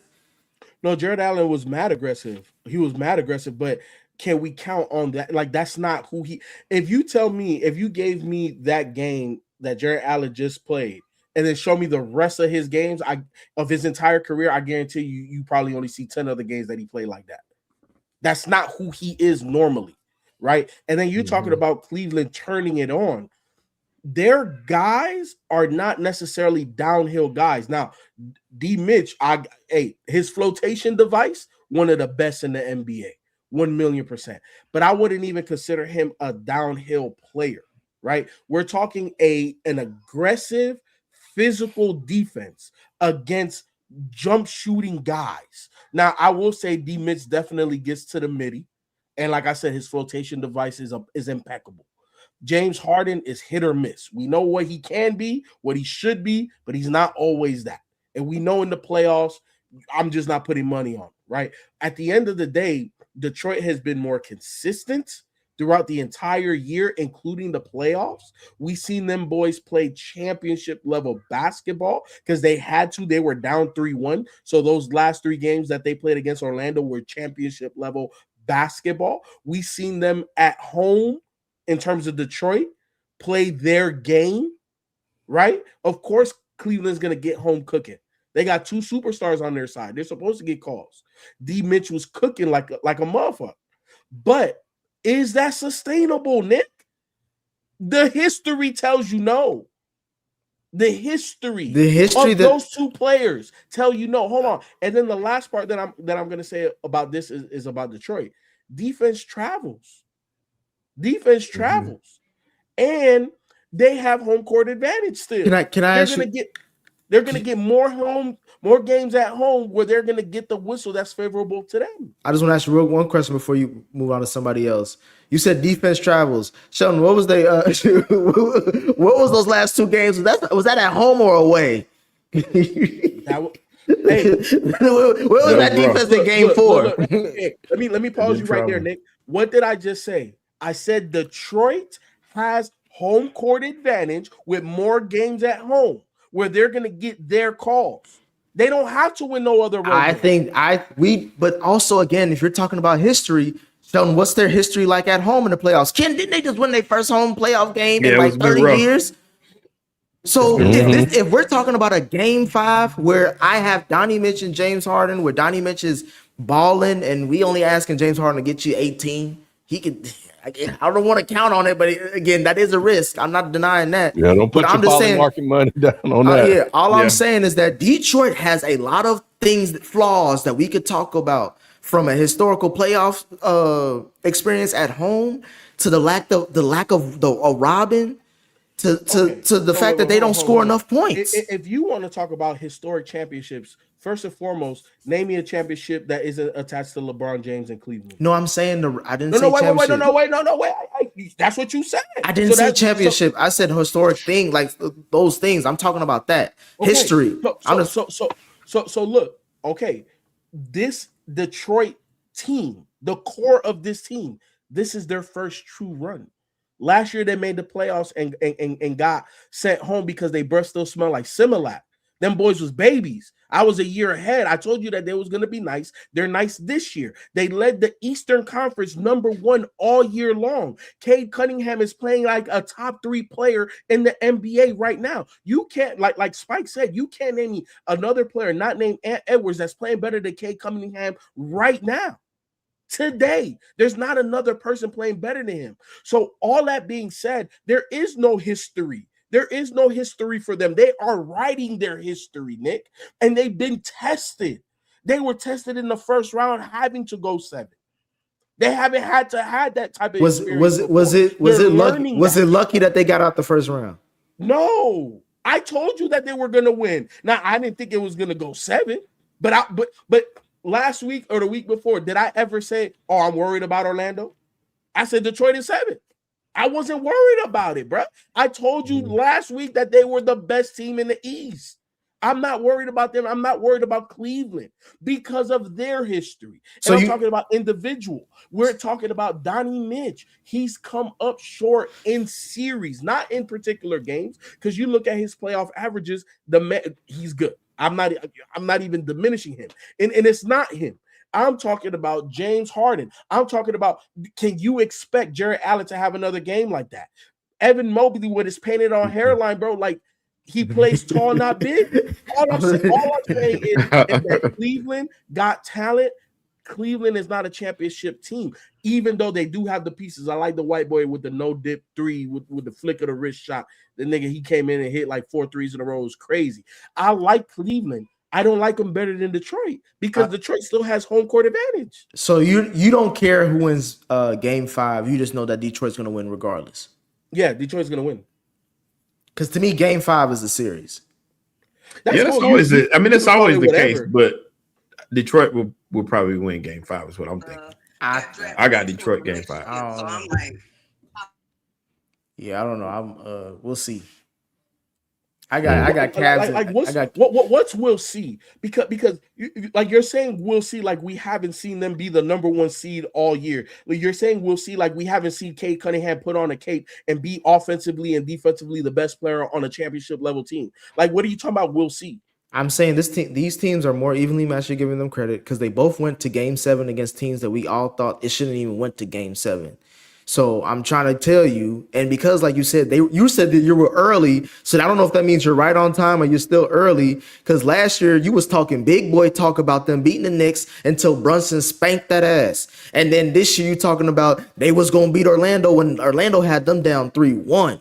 And if it wasn't for they had to fire the coach. They didn't fired everybody because how historic that choke job they did. And then now you telling me that defense travels and all this other shit, and they lost 2 games in a row. If Cade was that nigga, he should have been balling and swept these niggas the way you talking about them. So we're talking about a motherfucker that literally had a collapsed lung, came back. Now he got a collapsed lung. When we bring up that's not bad. That's not bad. No, hold on, Nick. When has Cade Cunningham he had one bad game this entire playoffs? What I am saying is the fact that, and it's a fact that he was injured, a very serious injury, came back and is still balling. And there is no excuse for Cade, because if Cade don't ball, that team loses.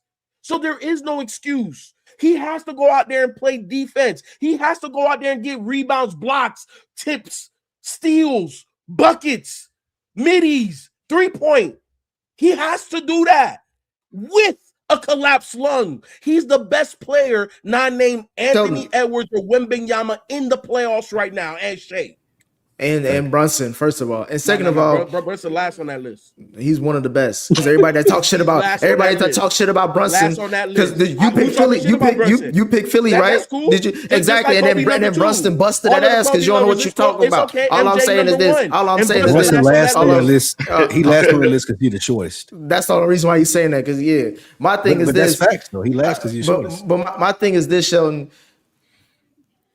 You say all that, but the series is tied. That's all I'm saying. That means that it's there's anybody that can win this motherfucker at this point moving forward. Which is why I say which is why we're emphasizing on game 5. You got Detroit, I got Cleveland. We're gonna see who's gonna win the series, but all I'm saying is that this series is more closer than you think. Because it's tied. Hey, Nick, that's cool. You could call it whatever you want. I'm just saying Detroit's gonna win. That's cool. All right. Yeah, it's a 3-game series. Go ahead. I'm sorry. FIFO, any commentary on the Philly Knicks series? Trade that nigga Embiid, bro. I told y'all niggas, bro. I ain't gonna lie. I was a little hyped. I was a little hyped that they beat Boston finally.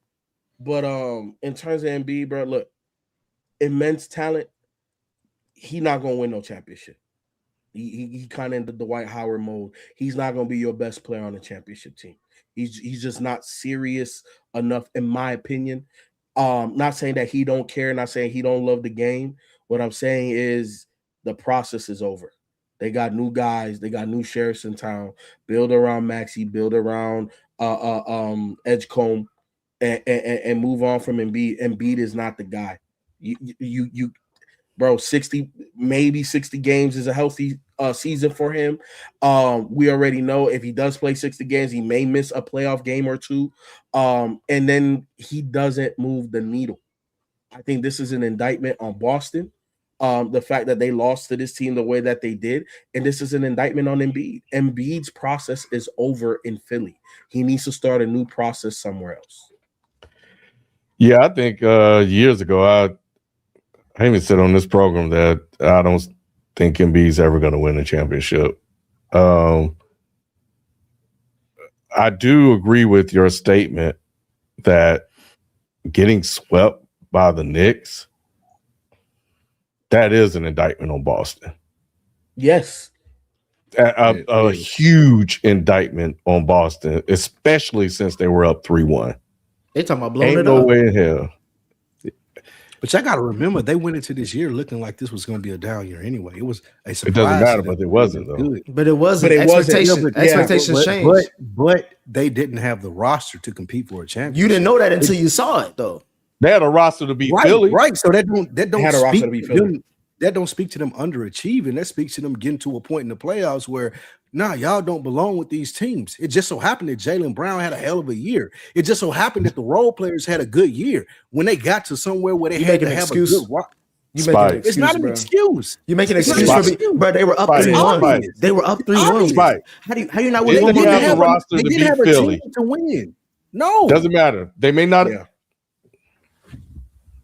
Look. They may not be. Go ahead, Ken. The Knicks, Detroit, but bro, they had the roster to beat Philly. Peyton Pritchard was their third best option. Now, what are we talking about? He was a 6th man of the year. Man, fuck off. What are we talking about, bro? Hey, 6 men of the year are ballers, bro. Don't diminish that. Don't diminish that just because you're a white boy. Y'all know exactly what I'm East. saying. Y'all trying to bring up 6 man of the fucking year. Come on, Spike, bro. Spike. Y'all know they don't have a championship roster, FIFO. Why you trying to? We're not talking about championship. Wait, hold on. We're talking about first round or the 3-1 lead. Spike, we're not talking about a championship roster. I didn't put Boston in championship expectations. What I am saying is that they were good enough to beat a first round opponent. That's what I'm saying, especially when you're up 3-1. And that's why it's an indictment, because Jaylen they Brown were not better. up. Jaylen Brown is not better than Joel Embiid, even hurt or as sporadic as Joel Embiid is. The Sixers had the best player in this series. Jason Tatum was limited. They were supposed to beat Boston because Boston wasn't even supposed to be here. How many games did Embiid play in that first round? No, man. No. I put it to you like this, Spike. I put it to you like this, Spike. What are y'all talking about? Spike. Who won Clutch Player of the Year last year, Spike? Spike, who won Clutch Player of the Year last year, Spike? I do not. Jalen Philly was supposed to be there. I'm supposed to know that. I don't know. Spike, who They were won playing. Eastern Conference? They were Eastern barely Conference Finals MVP?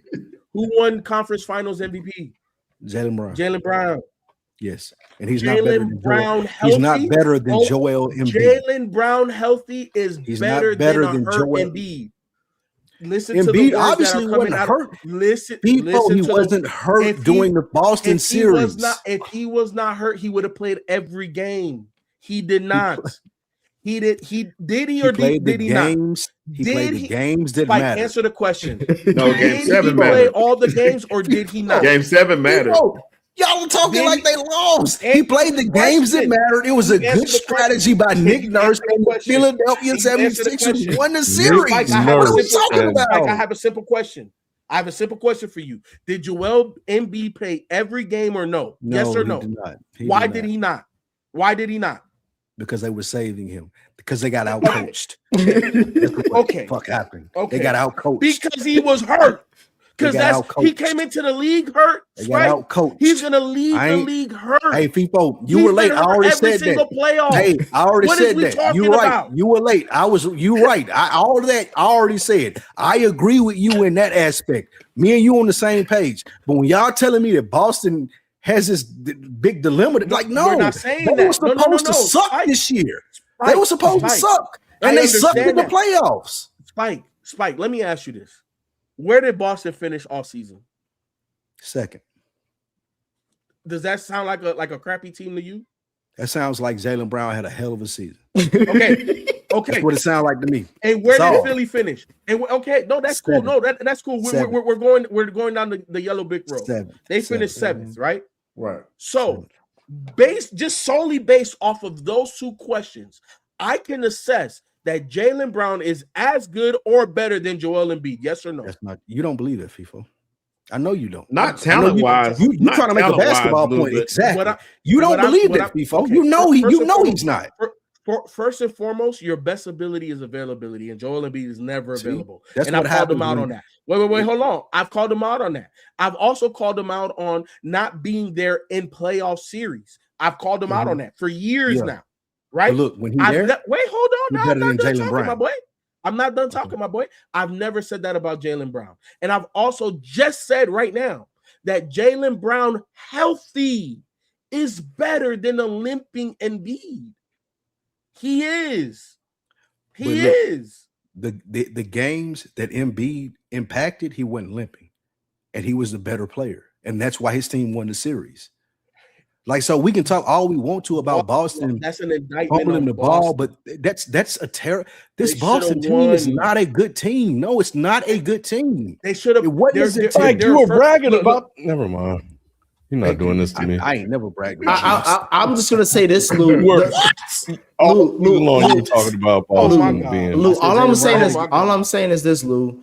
If a team on principle, if a team is up 3-1 and they lose that series, all that shit that you just said, I don't care about none of that. I'm focusing on what is in front of me. Yes. If a team is up 3-1 and they lose that series, that team has no excuses. I don't care what season they had. I don't care who was healthy. So what's the I don't care. I don't care about. I'm saying is that the disappointment that people are having, the whole point that they're even trying to talk about even trading Jaylen Brown now is because of how they blew a 3-1 lead. But that's the thing. You don't trade Jaylen Brown. And that was the whole point that I'm making in this conversation with you guys when you said, well, they got to blow it up. No, you don't trade Jaylen Brown or Tatum. You get a better team surrounding them. Like, they didn't expect to have a good year. But that's going to be a while. That's going to be a while. It's not. Why? It's going to be the season after that. No, next And- year. If Jason Tatum is coming back full strength and Jaylen Brown is coming back full strength, they got two of the best players in the Eastern Conference. Yeah, but based off a top 5 seed. But based off of what happened after they lost this series, bro, they don't even know if they even like these two together like that no more. Because Jaylen Brown over here talking about some other shit where it's like, bro, he focused on himself more than the team. I don't. Okay. Yeah, he may be gone. That's something different. Now I agree with y'all in that sense, but if we talking about from a talent standpoint, no, from the talent, bro, they won a title. They won a title. We know what the talent can do. I'm just saying, like, that's all I'm saying. When they have the talent, when those two guys have the talent around them, they can win an NBA championship. They didn't have the talent around them this year. They overachieved. Tatum came back late, and he was playing gimpy. They did overachieve. No one expected him to be second in the East this year, coming into this year with Tatum being out with an injury. No one expected that. No, nobody. No one expected them to be number 2 in the East, but people did expect them to still be a playoff team. At least I did. No, they didn't. They thought they were after they traded Porzingis and afher they traded whoever else they traded. Holiday. When they got rid of them, they were like, okay, they're mailing this season. People thought the Celtics were going to be in the bottom half of the Eastern Conference. That's Indiana. I thought about that about Indiana, so I wasn't surprised about Indiana. That's fine, but I'm saying about the Celtics too. I'm saying that the Celtics, again, I've always told y'all Jaylen Brown is my guy. That's the guy who I'm like, Nick, that don't got nothing to do with what we're talking about. Yes, what it is, talking because about is going into this season, no one expected the Celtics to be the second seed in the East. And now y'all are telling me because this team overachieved and got to the second seed, they got to blow it up because they lost to the Sixers, who have a better player on their team than anyone that suited up for Boston. That's crazy. What I'm saying is that I knew that Jaylen Brown was the number 1 a while ago. Because of what FIFO said, he won on their championship run. He won Eastern Conference MVP and Finals MVP, if I'm not mistaken.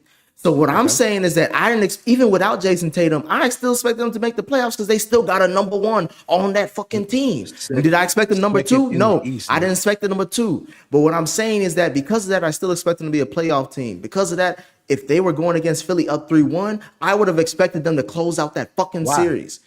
Why? Because they got Jaylen Brown. Philly has Embiid. So are you going to look at Jaylen Brown differently now? Yes. How do you not? Yeah. He's a number 1 that I thought was more stable. He's an unstable number 1. He's a number 2 who had a great season. He's borderline number 1 who got confused when the other number 1 came back. He showed he was a number 2 when he dropped that video after they lost. that showed that let me know everything I need to know about him. He's a number 2. He's number 2. I'll say this. Can you agree to disagree with this, Lou? He's a number 1 with a number 2 mentality. Yes, that I'll agree with that. He got number 1 talent, but he's a number 2 in the head. Yeah. That's and I thought he was a number 1 in the head and his talent. He ain't a number 1. The shit he just been doing this last year is like no one's asked for this, bro. He's the definition of Scottie Pippen. No, he's not. Don't do that. Don't do that. That's Scottie Pippen right there. That's disrespectful. The shit that you hear Scottie Pippen saying now, like Jaylen Brown, Scottie Pippen, it's like the kids do 6'7". It's like Scottie Pippen. No matter what championship you're talking about, Scottie Pippen didn't win no Finals MVP. He should have though. He did. All right, you're too young. Moving on. He should have. What year? When he was with MJ, you would have gave a Finals MVP to him over MJ against the Blazers. The Blazers. Nigga, damn man. Go ahead, kid. I'm about to start. This past Sunday, the 2026 NBA Draft Lottery took place. And we saw how successful Tanker was for certain teams in the leagues. The top 5 picks are now set with the Washington Wizards receiving the number 1 overall pick. The rest of the picks in order are the Washington Wizards, Utah Jazz, Memphis Grizzlies, Chicago Bulls, and the Clippers. Which team situation would be the best fit for any of the top 5 players coming out of college this offseason? Hey, first one team that wasn't in there was the Pacers. But go ahead, people. Hey, Ken, first and foremost, it's not about taking. It's whoever got AD is going to get the number one pick. The last 4 years, wherever AD has been traded to or from, has gotten the number one pick, which is fucking crazy. You can't tell me ain't no damn conspiracy when it comes to that shit. 4 for 4 with the number one pick. That shit don't make no damn sense. That's number one. Yeah. I like AJ DeBanza, what they already got in Washington, just adding him to the fold in terms of having an all-star level point guard offensively. Obviously, he's not no defensive guy at all. Having AD there, having Alex Sarr there, having a pair of young wings that can get buckets as well. Like, if that's the plan, I like what DC got going.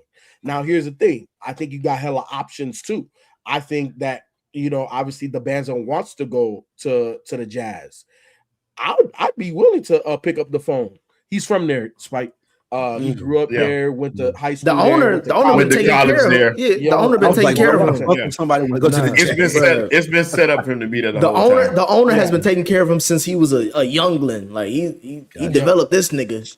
So if I'm DC, I definitely am willing to hear what Utah has to offer, because I know you're dying for DeBanza, and I'm cool with one of the others plus a whole host of draft pick swaps and this, that, and the third. And we already know how Danny Ainge get down, so his chest, his cupboard is full. So I'm cool.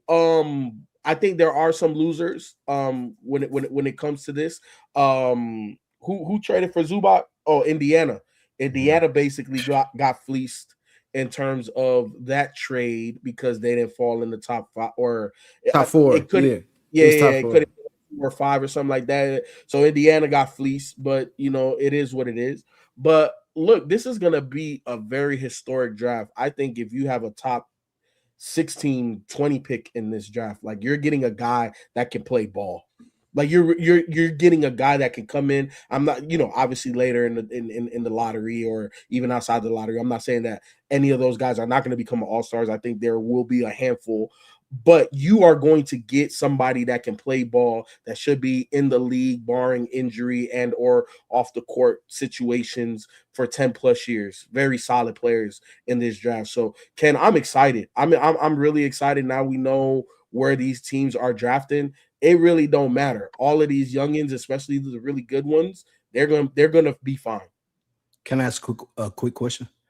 Would you give up that pick? Like, if Ace Bailey had to be involved in that trade, you give me Ace. Ace. Bro, look. And this is what I was telling my brother the other day when we found out, the lottery order. We have a league now that got Cooper Flag in it. It got Wemby in it. It got a whole bunch of other youngins, right? And I'm talking about, obviously, these are 1 to 3 year players. Forget the 4, 5, and 6. The 1 to 3 year players are extremely elite.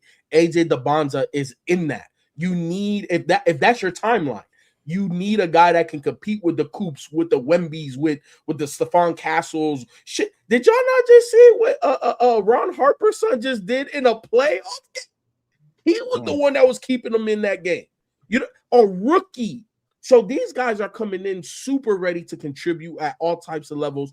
If you don't have a guy like that, you're not competing. So yeah, Ace Bailey can go. I love Ace. I love Ace. Ace has shown flashes. He can go. Hey, who the big white boy Laurie Marketing? Hey, you can go. And that's what I'm saying. So if I am DC, yes, DeBanza's the guy. But shit, I would look into bringing Laurie Markin and then Ace Bailey, who's the big nigga that used to play for Atlanta, and then now he's getting bounced around. I can't think of his name. John Collins, though. John Collins. Hey, look, all I'm saying is you can have a super ass deep team if you make this move and still get Darian Peterson and still get a top 2 guy. So to me, if I'm DC, oh yeah, I'm the only team I'm answering for is Utah, because you got the artillery to make it depends on how much Washington is in love with AJ. Everybody is. Yeah, so that's what I'm saying. It depends on, like, I know that Danny, like you said, he do got a lot of stuff he can give. But again, that just tells you how much they care about AJ versus that. So I know you'll get a fair trade at least. maybe if Danny fleeces him for them for the number 1 overall pick, Washington need to just sell the fucking team. But I'm more interested in this Indiana part of this because it kind of goes to the taking shit. They try to get away with some goofy shit. They thought they was getting a deal because they said like, oh, we gonna be so shitty. We gonna definitely be in the top 4. So we can just trade this pick to the Clippers and think we getting all this, we getting Zubac and then some. There's some pick swaps, yep. Yeah. This motherfucker, bro, the Clippers just got number 5. Like literally, like I could have said they got 9 or whatever. You'd be like, okay, we weren't even close. They was at number 5 and the Clippers keep it in a deep draft. Clippers gotta get a cuff, in my opinion. Go ahead. Because you at that specific position, and on top of that, it's a Calipari guard. Which ones don't hit? So Nick, I don't necessarily disagree, but I think we got to see a lot of things. We're going to see a lot of trades and a lot of movement this offseason. We're going to see a lot because I don't disagree, but they just traded for Garland. And if I'm not mistaken, did Cleveland pay Garland already? So like Garland already has an extension? I think he should be. I got to look at his contract. People, that don't matter. You get. I'm about to say I don't give a fuck about what you talk about with Garland. Is that I tried to tell you earlier. Cleveland rather have an old ass James Harden than Garland. And you telling me I can't draft a cup because of Garland? Hell, I ain't thinking about Garland. Garland can go. I'm not saying that Garland stops you. What I'm saying is that there's a lot of moves to be made, and also unlike football, where free agency happens before the draft happens before free agency in basketball. So that is a little bit more, I think it's more difficult to really build your roster that way because, yeah, you may get a talented young player on the low, but then, somebody that you may not have thought was available in free agency, now they are. What do you do? You know what I'm saying? So it's weird in terms of roster construction doing it that way. So I just know, me personally, I think that we're going to see a lot of moves because again, this draft class is deep, and teams like the Clippers, they're gonna be like, well, you know what? Shit, we'll trade Kawhi and get back into the first round somewhere. You know what I'm saying? We're gonna see shit like that. If I'm Miami. Go ahead. What I was gonna say is you're not gonna see a whole lot of movement at the top though. Those top 5 picks. Oh yeah, no. The top 5 ain't going. You may see that one trade, but I think Miami may try to get to that 5 because they could use a cuff too, like give up Hero. What they got to give up? Give up Hero and some extra picks. Man, the Clippers ain't taking no damn Tyler Hero with some picks. Nah, because here's the thing, Nick. Look, in theory, it sounds nice, but Miami always overachieves. Them picks barely gonna be in the lottery. Mm-hmm. Yeah, well, no, Cleveland did pay Garland. He's in his third year of his contract, but it do get up there as far as on the cap. Mm-hmm. I mean, he making basically $40 million in the next 2 years. And again, I'm talking Garland from a monetary perspective, not a talent perspective. You got it, bro. I can't draft a top 5 point guard and pay a point guard $40 million. Bro. But I'm just saying, you can use Garland. You can use Garland as either mentorship / depth at that position. That's no mentor. You're not going to skip on A cup. You're not. If A cup is there at 5, you're not skipping A cup. That's fine. All I'm saying is Darius Garland is gone. That's all I'm saying. That's the only point I'm making. I'm not saying you skip. I think they could. Ty Lue can he can have both of them there. Ty Lue might not be there. What you talking about? what? Nigga, if they was going contract, be void. If they was gonna fire Ballmer, gonna have to be paying some big ass, bro. The Clippers, as we know today, they're not gonna be that. If they were gonna fire Ty Lue, they would have done it by now. It's not about firing Ty Lue. It's about moving on because Ty Lue's not the issue here. Either way, I'm saying if they're gonna part ways, it would have happened by now. Nah, not necessarily. Not necessarily. The draft about to happen. Why would you be the head coach there still if the draft about to happen and you got the 5th pick? Bruh, the season's not over yet. People have gotten fired and they haven't hired yet, bro. Who the nigga from Orlando? You know I'll be bad with names. The head coach, he got Mosley? fired. Floyd, whatever the nigga Nobody name is. heard him. Most He just got fired. They Nobody heard ain't him, replaced him yet. You think he's the only coach that's about to get fired? There's gonna be hella coaches gonna get fired, bro. And again, I'm not even saying Ty Lue's gonna get fired. I'm not even calling for his job. What I'm saying is we're going to see big changes with the Clippers. That's all I'm saying. And Ty Lue can be involved in that. All right, I got power rankings. We good to go on that? Yes, sir. Well, shit, if Jalen put them in there. Yeah. I'm just checking, making sure. All right, Yeah. cool. Let's roll. That's the right one. Bet. Yes, top underrated. Hold on, let me pull up my list so I could be ahead of the game. Hold up. 30 seconds. Come on. Phone slow when they want to be slow. I bet. Look, so this was tough. At first, I thought this shit was gonna be easy, and I started thinking about players, and I'm pretty sure I still even missed some players. But not on the list was at number 6. I had him in the top 5. That had to bump him out. Andre Miller, honorable mention, top underrated point guard of all time. At number 5, I got Nick the Quick, Nick at Night, Nick Van Exel. Look, if you was around in the mid 90s, bro, Nick the Quick had 2020 game. Crossover, pull up 3, flotation device was crazy, passing. You know what I'm saying? Nick at Night I think he played in the wrong era. I think he is more suited for this era of basketball, running gun. You know, you could shoot a 40-foot three-pointer and the coach ain't gonna pull you. Back then, only a select few could do that. Nick at Night was one of those guys, especially when he got it going. At number 4, Cincinnati, I got Rod Strickland. Kyrie Irving's goddaddy. You know, a lot of the shit you see Kyrie Irving do, go watch Rod Strickland. You got a lot of shit from Rod Strickland. I think another point guard that can play in any era, obviously a little bit undersized, doesn't have the speed, the jumping ability of some of these guards that we've seen come, nowadays. But we talking about being able to be crafty, being able to get to his spot with a jump shot. Hey, go watch how he used to do MJ. That's all I'm gonna go say. He used to give Michael Jordan some work. All right, at number 3, this is the one that fucked me up because I thought I had my list solidified, and I started seeing some highlights. I said, bro, how the fuck can I not put B Diddy on here, bro? Baron Davis, another point guard I feel that is more suited to play in this era of basketball. He didn't have the height. He was only about 6'2", 6'3", but bro, he looked like a damn running back out there, looking like Ron Dane with ups. You know what I'm saying? And he had to jump. Okay, he had a streaky jumper. You know what I'm saying? But hey, big body point guard, could pass, was flashy. So Baron Davis, man, number 3. and he'll dunk on you. And he dunk on you, no matter what your height was. Facts.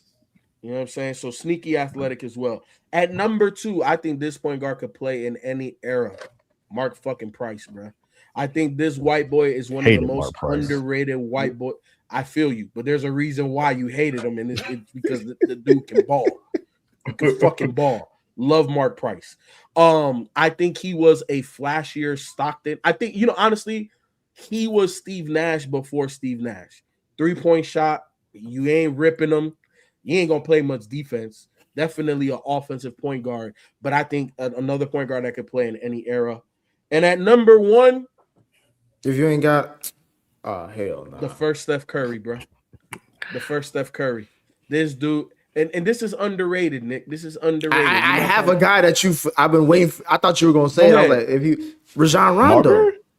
Oh. No, Rondo's not underrated. Rondo's not underrated. He underrated as hell. Nobody bring up Rondo like that. When have you ever heard Rondo's name really get brought up like that? A lot of respect. More than these guys. Thank you. He get more respect than Baron Davis? Yes. Yeah. He's a multiple he's a multiple time champion. Yeah, he got rings. Yeah. What he's He got rings, so people respect him because he got rings.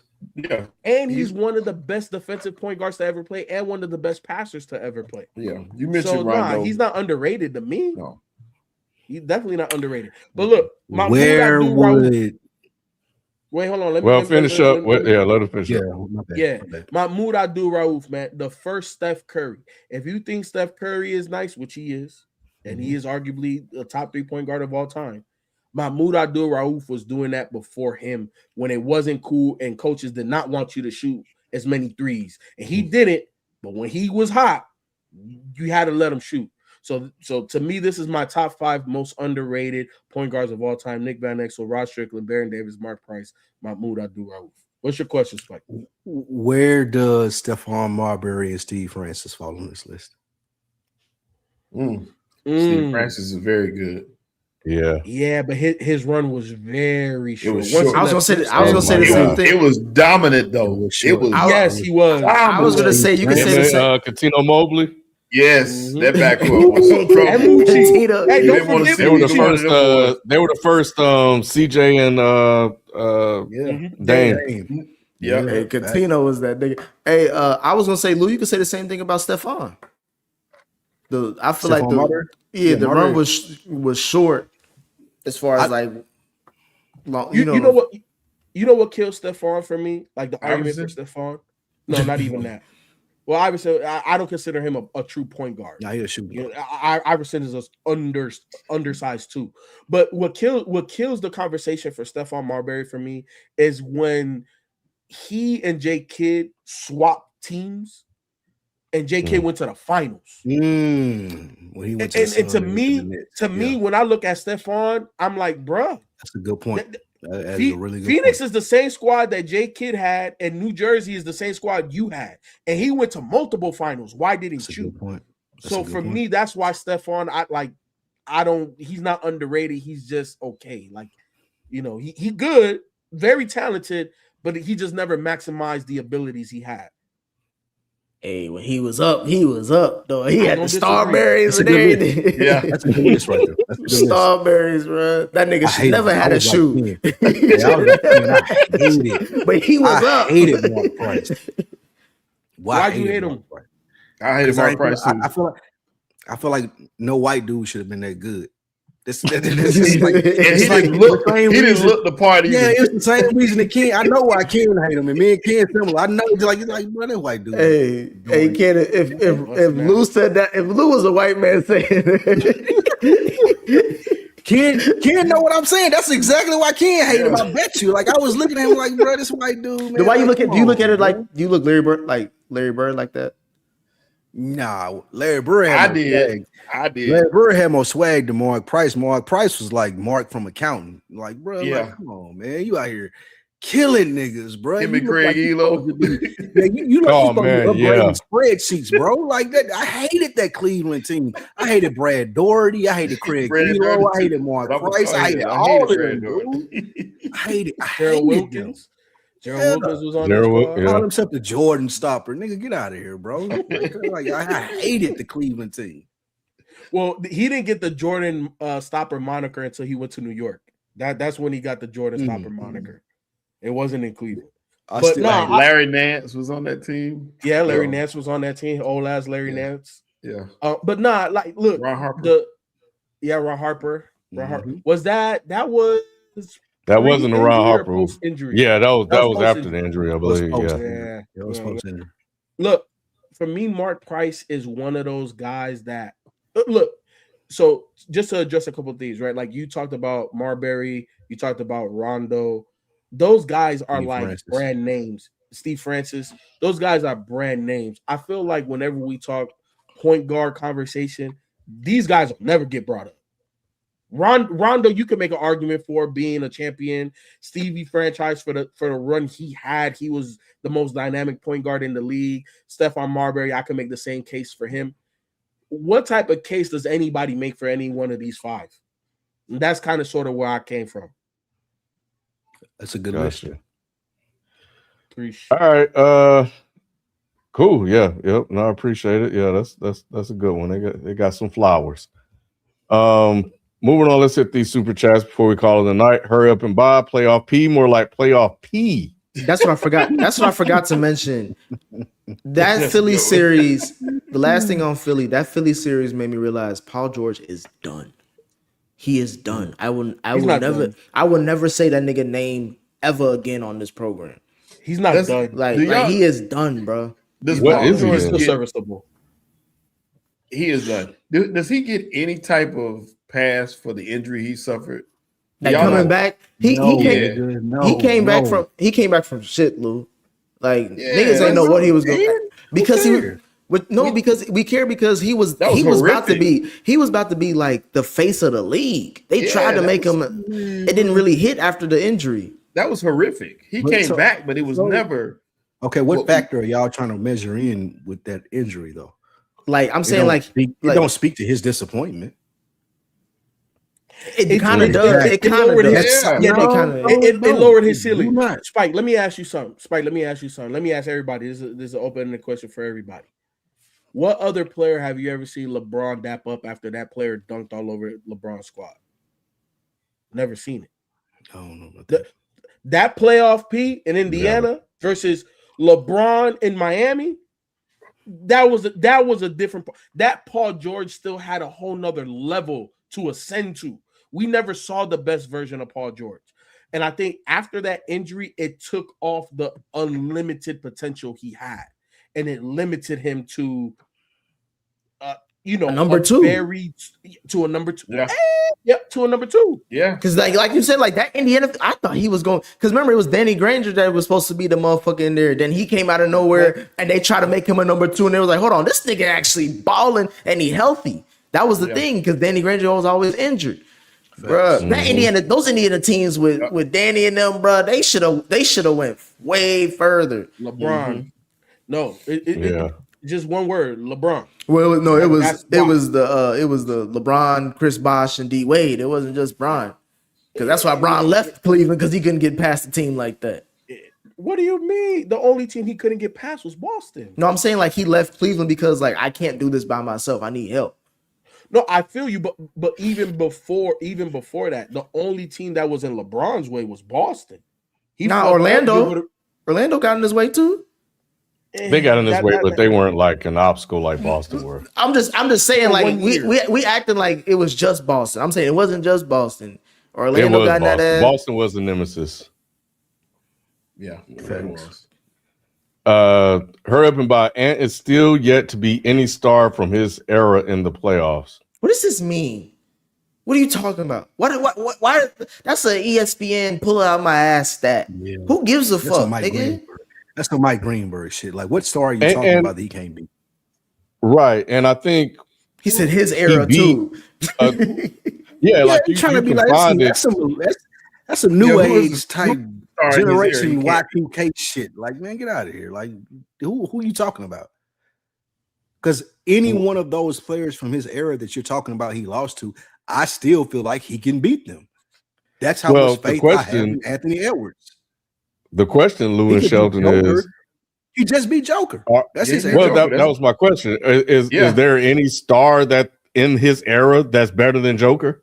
That's what I was gonna say. Yeah, he just beat Joker. That's enough. That's what I'm So- saying. Like this, And then the other stars in his I era don't ain't know been if in the him playoffs. and to me. Luka ain't played in the playoffs together, right? Like him and Luka ain't had no playoff series. I think they did. I think that's who they lost to the Western Conference Finals when Luka ain't had when a Dallas playoff Oh, series. when when Dallas went to and, the yeah. Minnesota. Yeah, like it's Seen fine. Luka. Congrats to LeBron and Bronny for making history. First ever father-son duo to get swept in the playoffs. That is Y'all true. be That's a doing stat. I saw that. Hey kid, I saw that. it's a stat too. Because like when niggas ever talk, they gonna brag about this, of course, down That's the line. nasty. Niggas will like, yeah, they got swept too together. That's nasty. Generational sweep. That's nasty. Rob Costa, Luka ducked the smoke to eat fatty foods. All right. We may He need to hates talk. Luka, bro. We may need to start next season talking about like what the hell is Luka and was Nico. We gonna have to say was Nico right? I know the answer, but he might need his flowers. Because FIFO, if you're thinking about it, I don't know when he gets to a finals. Like within the next 5 years. Only show if you better Joker than he joins can the tell you. Lakers. Not Joker. Joker. We can't say that's because Giannis. he was there Giannis. with that team. If they get Giannis next year, like they talking about, they're gonna get. Like you telling me, Luka and Giannis not gonna make the finals in the next 5 years? That's crazy. I would tell you yes, they would. That's a big if, nigga. Who do they have Yeah. to even get Giannis? Y'all said that. I'm not reporting. Manny said that goofy shit. Yeah, That's why I said. Manny said it. That don't count. I didn't make this shit up, nigga. You said that. Like I don't know. Man, we keep on telling you, don't listen to Manny. He is a delusional Lakers fan. Yeah. No, if they don't get Giannis, then yeah, you're right. But if they do get Giannis, they definitely making the finals in the next 5 years. His evidence for that was that the mob is tied to the Lakers. Yes. You saw the answer. If Manny's dead serious. I back off. I don't know then. I back off my statement. I don't know. Manny's dead serious. Urban by who is better all time? PG, I guess it's Paul George or T-Mac. This is disrespectful to Paul George. It's disrespectful to T-Mac. It's disrespectful to Paul George. T-Mac was way better than Paul George. I don't know what Nick. T-Mac's prime is better. Like the peak of T-Mac is better than the I am talking about. He said all time. He said all time. As good. Paul George ain't never been as good as T-Mac. Lou, but he said all time. He ain't say peak or he or they, whatever. They ain't say peak. They said all time. We talking about the whole career. He ain't asking about career. He's talking about better. All better, time. Not who has the best career, who has the best resume, who's the better talent. T-Mac. PG got out the first round. We're not talking about that. Ken, what's the worst quote? One of the worst quotes in the NBA. He was in diapers when T-Mac was hooping. Listen, Lou, I was watching this. I was watching him. I heard him say this. My first words that I heard in basketball was T-Mac saying, "Oh, what do you think about the match when it was up 3-1?" He's like, "Oh, it's easy to this series over." Did he say some goofy shit? That's the one I heard. I don't remember. Yeah, repeat what he said, kid. I don't remember. And that was the I just closest. know that T-Mac was I don't know what he's talking about. And remember, and I want you to remember that because that was the closest he ever got to the second round. You know, if you good, it don't matter. If Nick hates you, he hates you. I'm just keeping it a bean. Y'all keep talking about T-Mac like he ain't. Paul George, listen, Paul George ain't never had to be T-Mac. He ain't never had to be number one in his life. Never.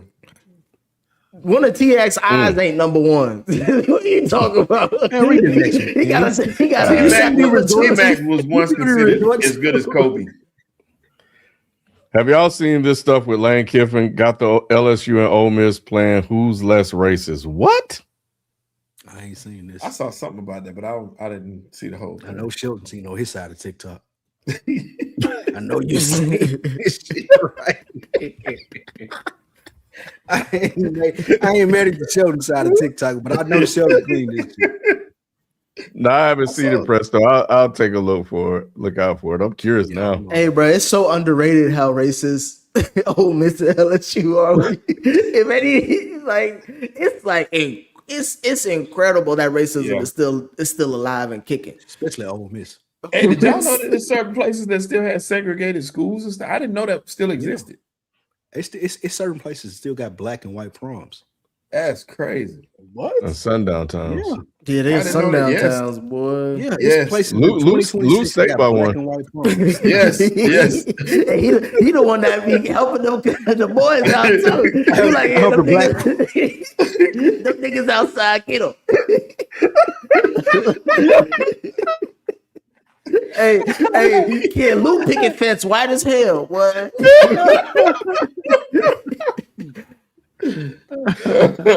Oh shit.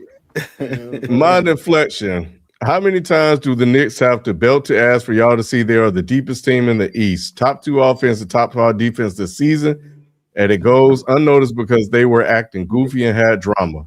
I think it's pay $20 for this, Nick. I need to. The streets is talking, Lou. I always tell you, I'm just the voice of the streets. It's your burner. You have to do $20. All I'm saying, and if I did, you see, I care more than Manny does about this program. What I'm saying though is, I feel like Mike Brown did this on purpose, Ken. I feel like he set the expectations low in the regular season. He ain't pull out his best bag, and then he said, "I'm gonna show y'all in the playoffs because that's all that matters with this team." And again, I got to see how they face Detroit because I'm not sold on the Knicks just yet. They did exactly what I expected them to do, get to the Eastern Conference Finals. But I need them to get to the NBA Finals, bro. If you ain't going to do it this year, you ain't going to never do it. I think, Nick, that is the point when I'm reading this. It's like we've seen belt to ass last year. So And we seen that they had the potential last year, and then they lost to a weird ass Tyrese Halliburton Pacers led team, who played good team ball and had a pretty good offense. So we've seen all this before. So they've gotten back to where they were. Let's see if lessons are learned. And I'm with Nick. Get to the NBA Finals, and then we can talk. But right now, been there, done that. So, but those are two good categories to be in, but they got to make it count. And so that's what it's all about. By the time we get back recording, the second round should be done.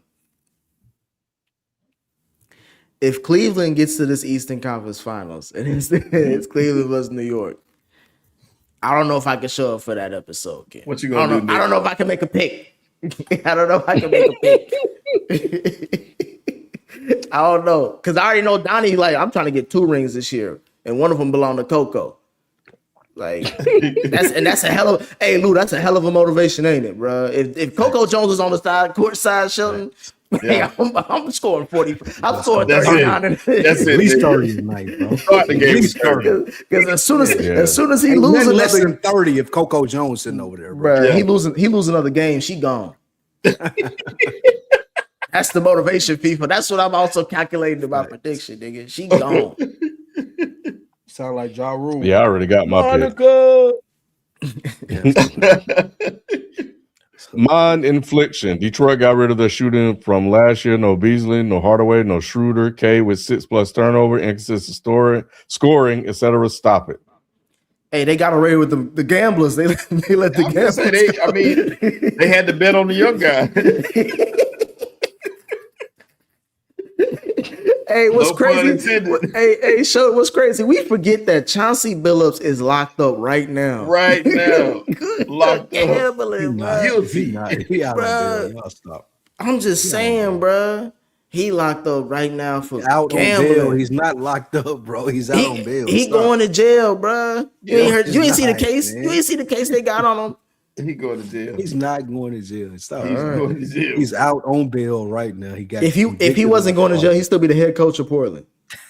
No, he wouldn't. He's out on bail. He's not going to jail, y'all. He out on bail. Telling it. All right. That's another reason. That's why he's not going to jail. I forgot. He gonna snitch. What y'all talking about? Somebody just cop the plea. Yeah, he's going to jail. He was one of the first ones. He's not going to turn quick. What's crazy? What's underrated about that whole story? He can never go back to Detroit. He ain't got to. He can never go back. He's fine. To Detroit. He cool with that. Like, yeah, he ain't going to jail. He's gonna tell on everybody. Yeah, that's crazy, bro. Embiid is a number 2 disguised as a number 1. All right. He's a number 1 He's that can't supposed to stay be healthy. a number 1. He's just He's a number 1 that can't stay healthy. Yep. He's not a number 2. No. Herb and Bob, looking back at Denver and Celtics winning their rings, did y'all think they both would fall from grace? Both aren't terrible teams, but have definitely been disappointing. I think that there is no dominating team. There's parity right now. OKC has a chance to go back-to-back and reestablish dynasties, but we just haven't seen a dynasty in a minute. Yeah, OKC is going to go back-to-back. That's not a question for me. Don't say that. Well, whoever comes out the West, everything. Whoever comes out the West is winning. Yeah, it might not lose a game. game. Than the East. The West is better than the East. OKC lost a game. I think like Denver is disappointing. The Celtics was a little shocking, only because nobody anticipated Jason Tatum blowing out an Achilles. So that is kind of sort of what hurt them. In terms of Denver, they are disappointing. They have arguably this generation's best big man, and a really solid team, and they haven't been able to really get over the hump since the championship. So to me, Denver is definitely disappointing. I didn't anticipate them being where they are right now. No, I didn't. I agree with you, FIFO. They are definitely disappointing. But like I said, I do think OKC is that. Man, y'all see AJ Mitchell? Where does dude come from? Bro, like, I see why people can easily see OKC being the next dynasty. I just feel like with the history of we had a new champion for the last 6-7 years. I just feel like we just based off of how these NBA contracts is moving forward, they're not doing like super teams like that. OKC Nick, can be they the keep exception, they keep yeah, because retooling. they got the draft picks and they got the young talent locked in. But I'm just saying, like, we just got to see how this Western Conference Finals play out because we got to see if they even gonna get there. But Nick, okay, even regardless if they do or they don't, the thing that sets OKC apart is the fact that they can retool in a way that no other championship team has been able to because of the draft. Because they're drafting in the lottery, right? They got a number 10. So Something like OKC that. got a Something They'll like be that. drafting the right? lottery, I think, every year. Like it's Exactly. always going. And this is what I said. You know, I want to say it was last year. They're not going to be able to pay everybody. Obviously, they paid. I was going to say Wemby. Shea, Obviously, they paid Shea. They paid Chet. They paid J. Jalen, yeah. Outside of that, and to me, hey Shelton, I'm with you. AJ Mitchell looked like this version of James Harden for them. And he You on know a what I'm saying? super Like, cheap deal. super Crazy. cheap deal off the bench. You know what I'm saying? Could be a starter. You know what I'm saying? Could play with or without Shea. It's crazy. Mhm. But Yeah. they're not going to be able to monetarily under the cap pay all of those players. So we're going to see them having to shuffle some of these guys around, but we've never seen it happen with as many draft picks that they have. So they can say, you know what, fuck it. We lost to Wemby and them, go get Giannis. Yeah, Like that type. they can go, they literally can say, we're gonna keep Chet, we're gonna keep Shea, and we're gonna add Giannis. Who, like, there's no other team in the league right now positioned to really do that. So to me, OKC, even if they don't win, even if they're not back to back, we call the Spurs a dynasty and they never won back to back, but they dominated over a stretch. OKC can be that because they have the assets to make sure that they have the talent to be there. I didn't even realize that Chet was defensive runner-up for Player of the Year. I didn't know that. I knew it was good, but I knew it was that.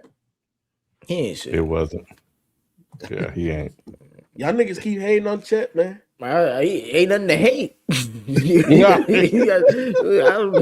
to hate. I was gonna tell you he ain't shit. But they making this run without their Robin. That's what's crazy too. Like, Yeah, he gonna be on the bench. So I just got to see how the Eastern Conference play out. The Knicks don't matter. The Knicks get to the finals, bro. I'm trying to tell y'all, bro. I don't think it's gonna go the way y'all think it is. I don't give a fuck who come out on the other side of the West. You could think that regardless. They could be playing Right, they could play anybody. Golden State Yeah, Warriors. I'm trying to tell you, I got the notes here. They could be playing MJ Shelton. They could be playing the Bulls. I was gonna say Yeah, come on, man. Y'all don't know Cat like I know Cat. Heard everybody. Nick, I miss you hyping KD last week, but I'm here now. KD, one of the most talented ever, but before Curry, he was a fraud. And after Curry, he's even more of a fraud. He's not the guy y'all think he is. Yep. How is he a fraud with Curry? Because how is he a fraud after Curry? Because he ain't won nothing. Right.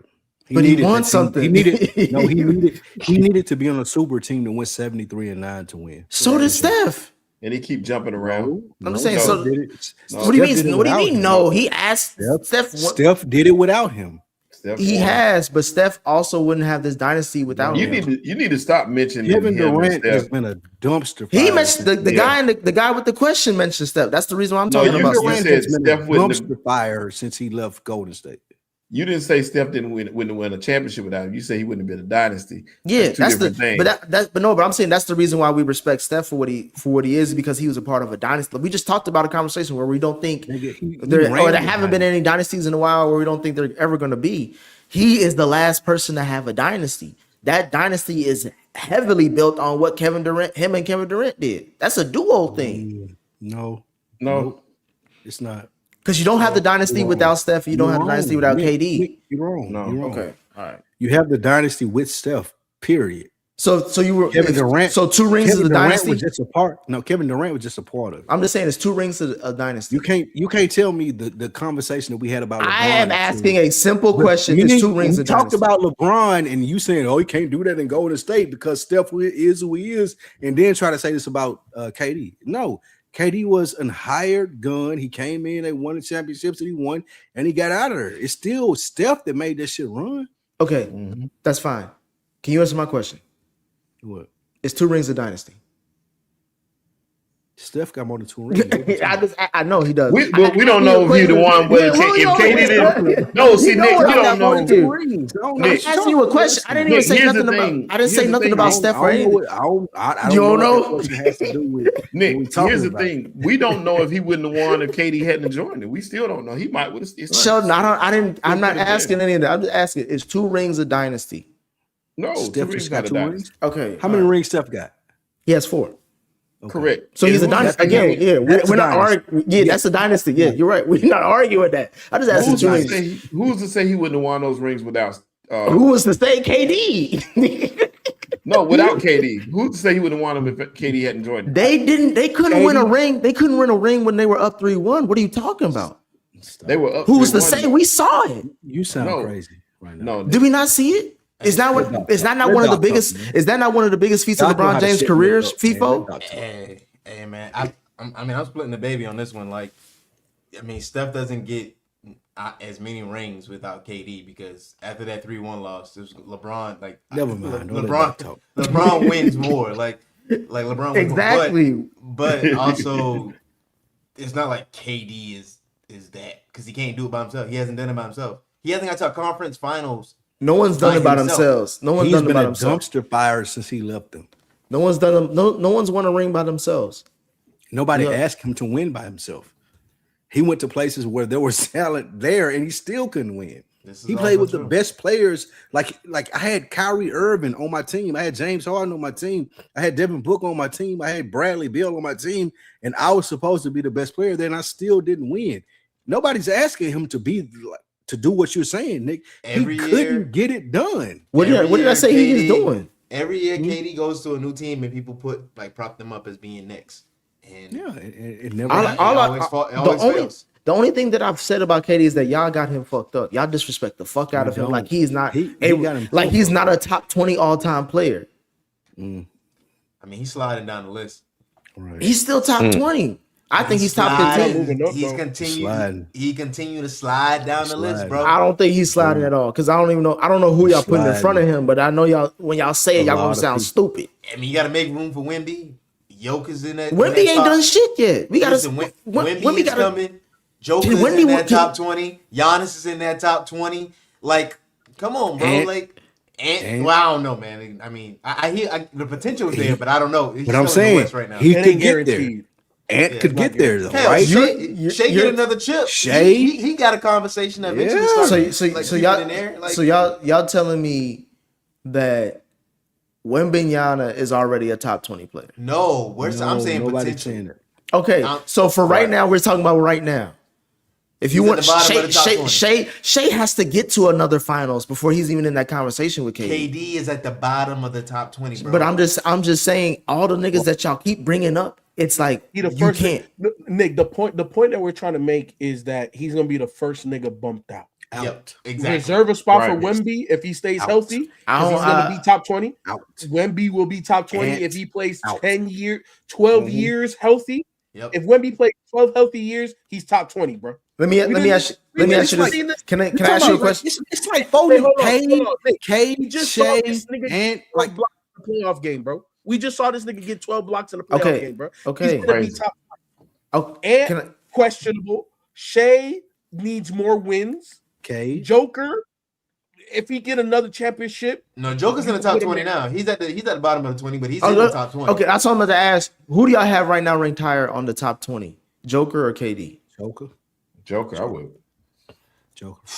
After this year, I mean, I had him Joker. going into this year, Joker higher, but I don't know. Right now, I have to really sit and think about it. They about Because to- Why? Joker right got that next to you, championship by himself. He has 4 MVPs. KD has 1. Like, yeah, I don't know, bro. I don't know. Joker might be above. Even talking about it, Joker might be in if front of we're That's insane for y'all to say Joker's ahead.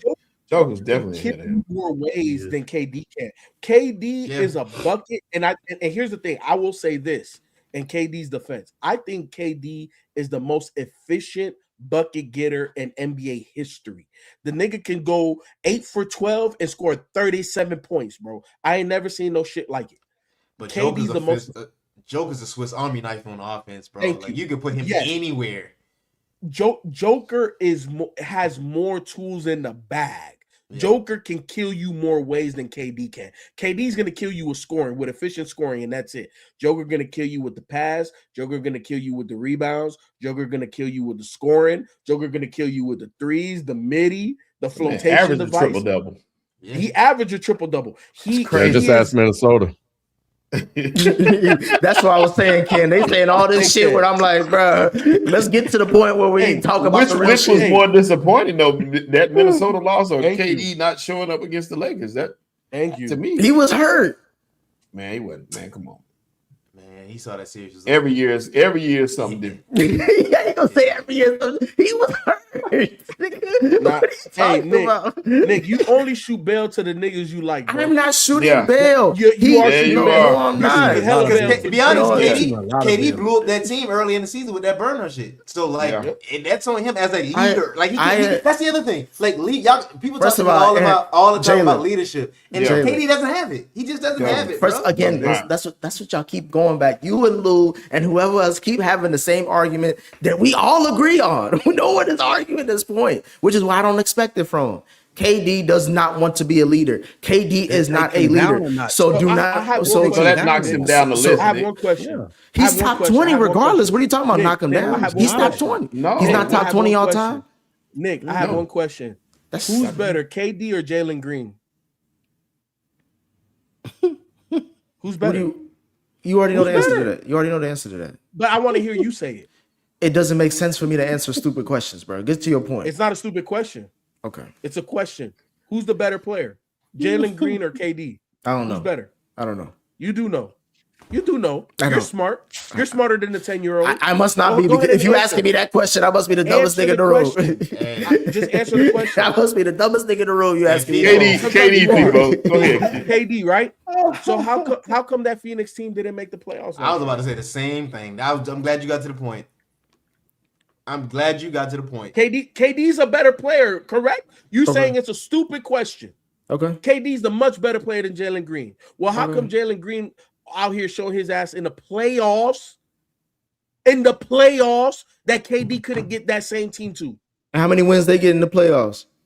He made it to the playoffs. They look better. They look better this year than they did last year, bro. First of Switch all, that shit around. no, I'm Why not KD switching didn't make nothing. the I'm not playoffs? switching So nothing why around. KD didn't make the playoffs with That's Phoenix? I don't know what you're trying to argue. My main argument is KD's top barely 20. top- I said that KD's top 20, barely top 20. but he's top 20. He's in He's there the though. first nigga out. He's the first in nigga the out. 20 though. And So I he's want the first and nigga out. I've only asked that y'all respect him as a top 20 all-time player. Like But that's he's the all I've first nigga asked. out.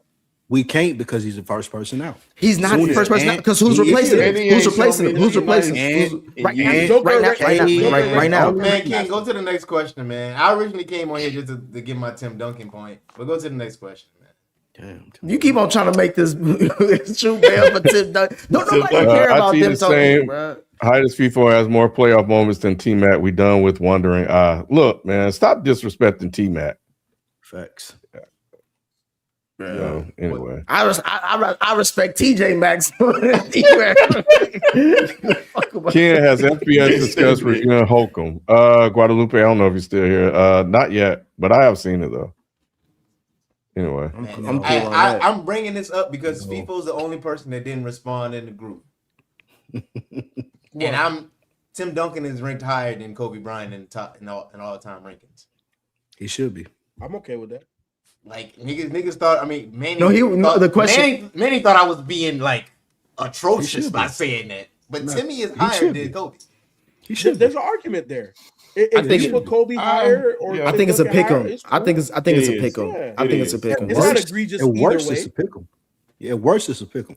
But Yeah. if you're thinking of initial thoughts, I'm going with Duncan. And I'm going with Kobe. People just I'm love the way going Kobe Kobe. played. Like people love, and that what really makes people pick Kobe over him because they love the way Kobe played. But we're talking about better players, like who was a better leader, Tim Duncan. who was better for their team. Like Timmy was sustainable for 20 years, bro. I think they were just different types of leaders. I can't say Yeah. it was. They won the same amount of rings. Bro, so like, Kobe was a that's- bad leader post Shaq, bro. Like it took him a while to get it right. It took him a But while. he got quit it on his right. whole team. Yeah, and- he quit and on his Tim- team in the playoffs. Yeah, and he, But yeah. Tim Duncan was right Tim from Duncan day was- one. He was upset quietly. that Yeah. day. Tim Duncan didn't speak much, so he really wasn't a leader as far as that goes. I mean, he Nah. was He in led his on the play, court. but not vocally. So He led on the they were court. two different type leaders. They were two different type players. Nah, That's what And I'm you can saying. make an 1 million argument for percent. each. Look, I to me the reason why I'm okay with Tim Duncan being ahead of Kobe is because Tim Duncan was always the best player. Maybe not year one. You know, David Robinson was there, so you can make that argument. But he did win as a rookie. But it is what it. Or did he win as a rookie? Or was Yes. it year Tim, hey, two? Tim is the Yes.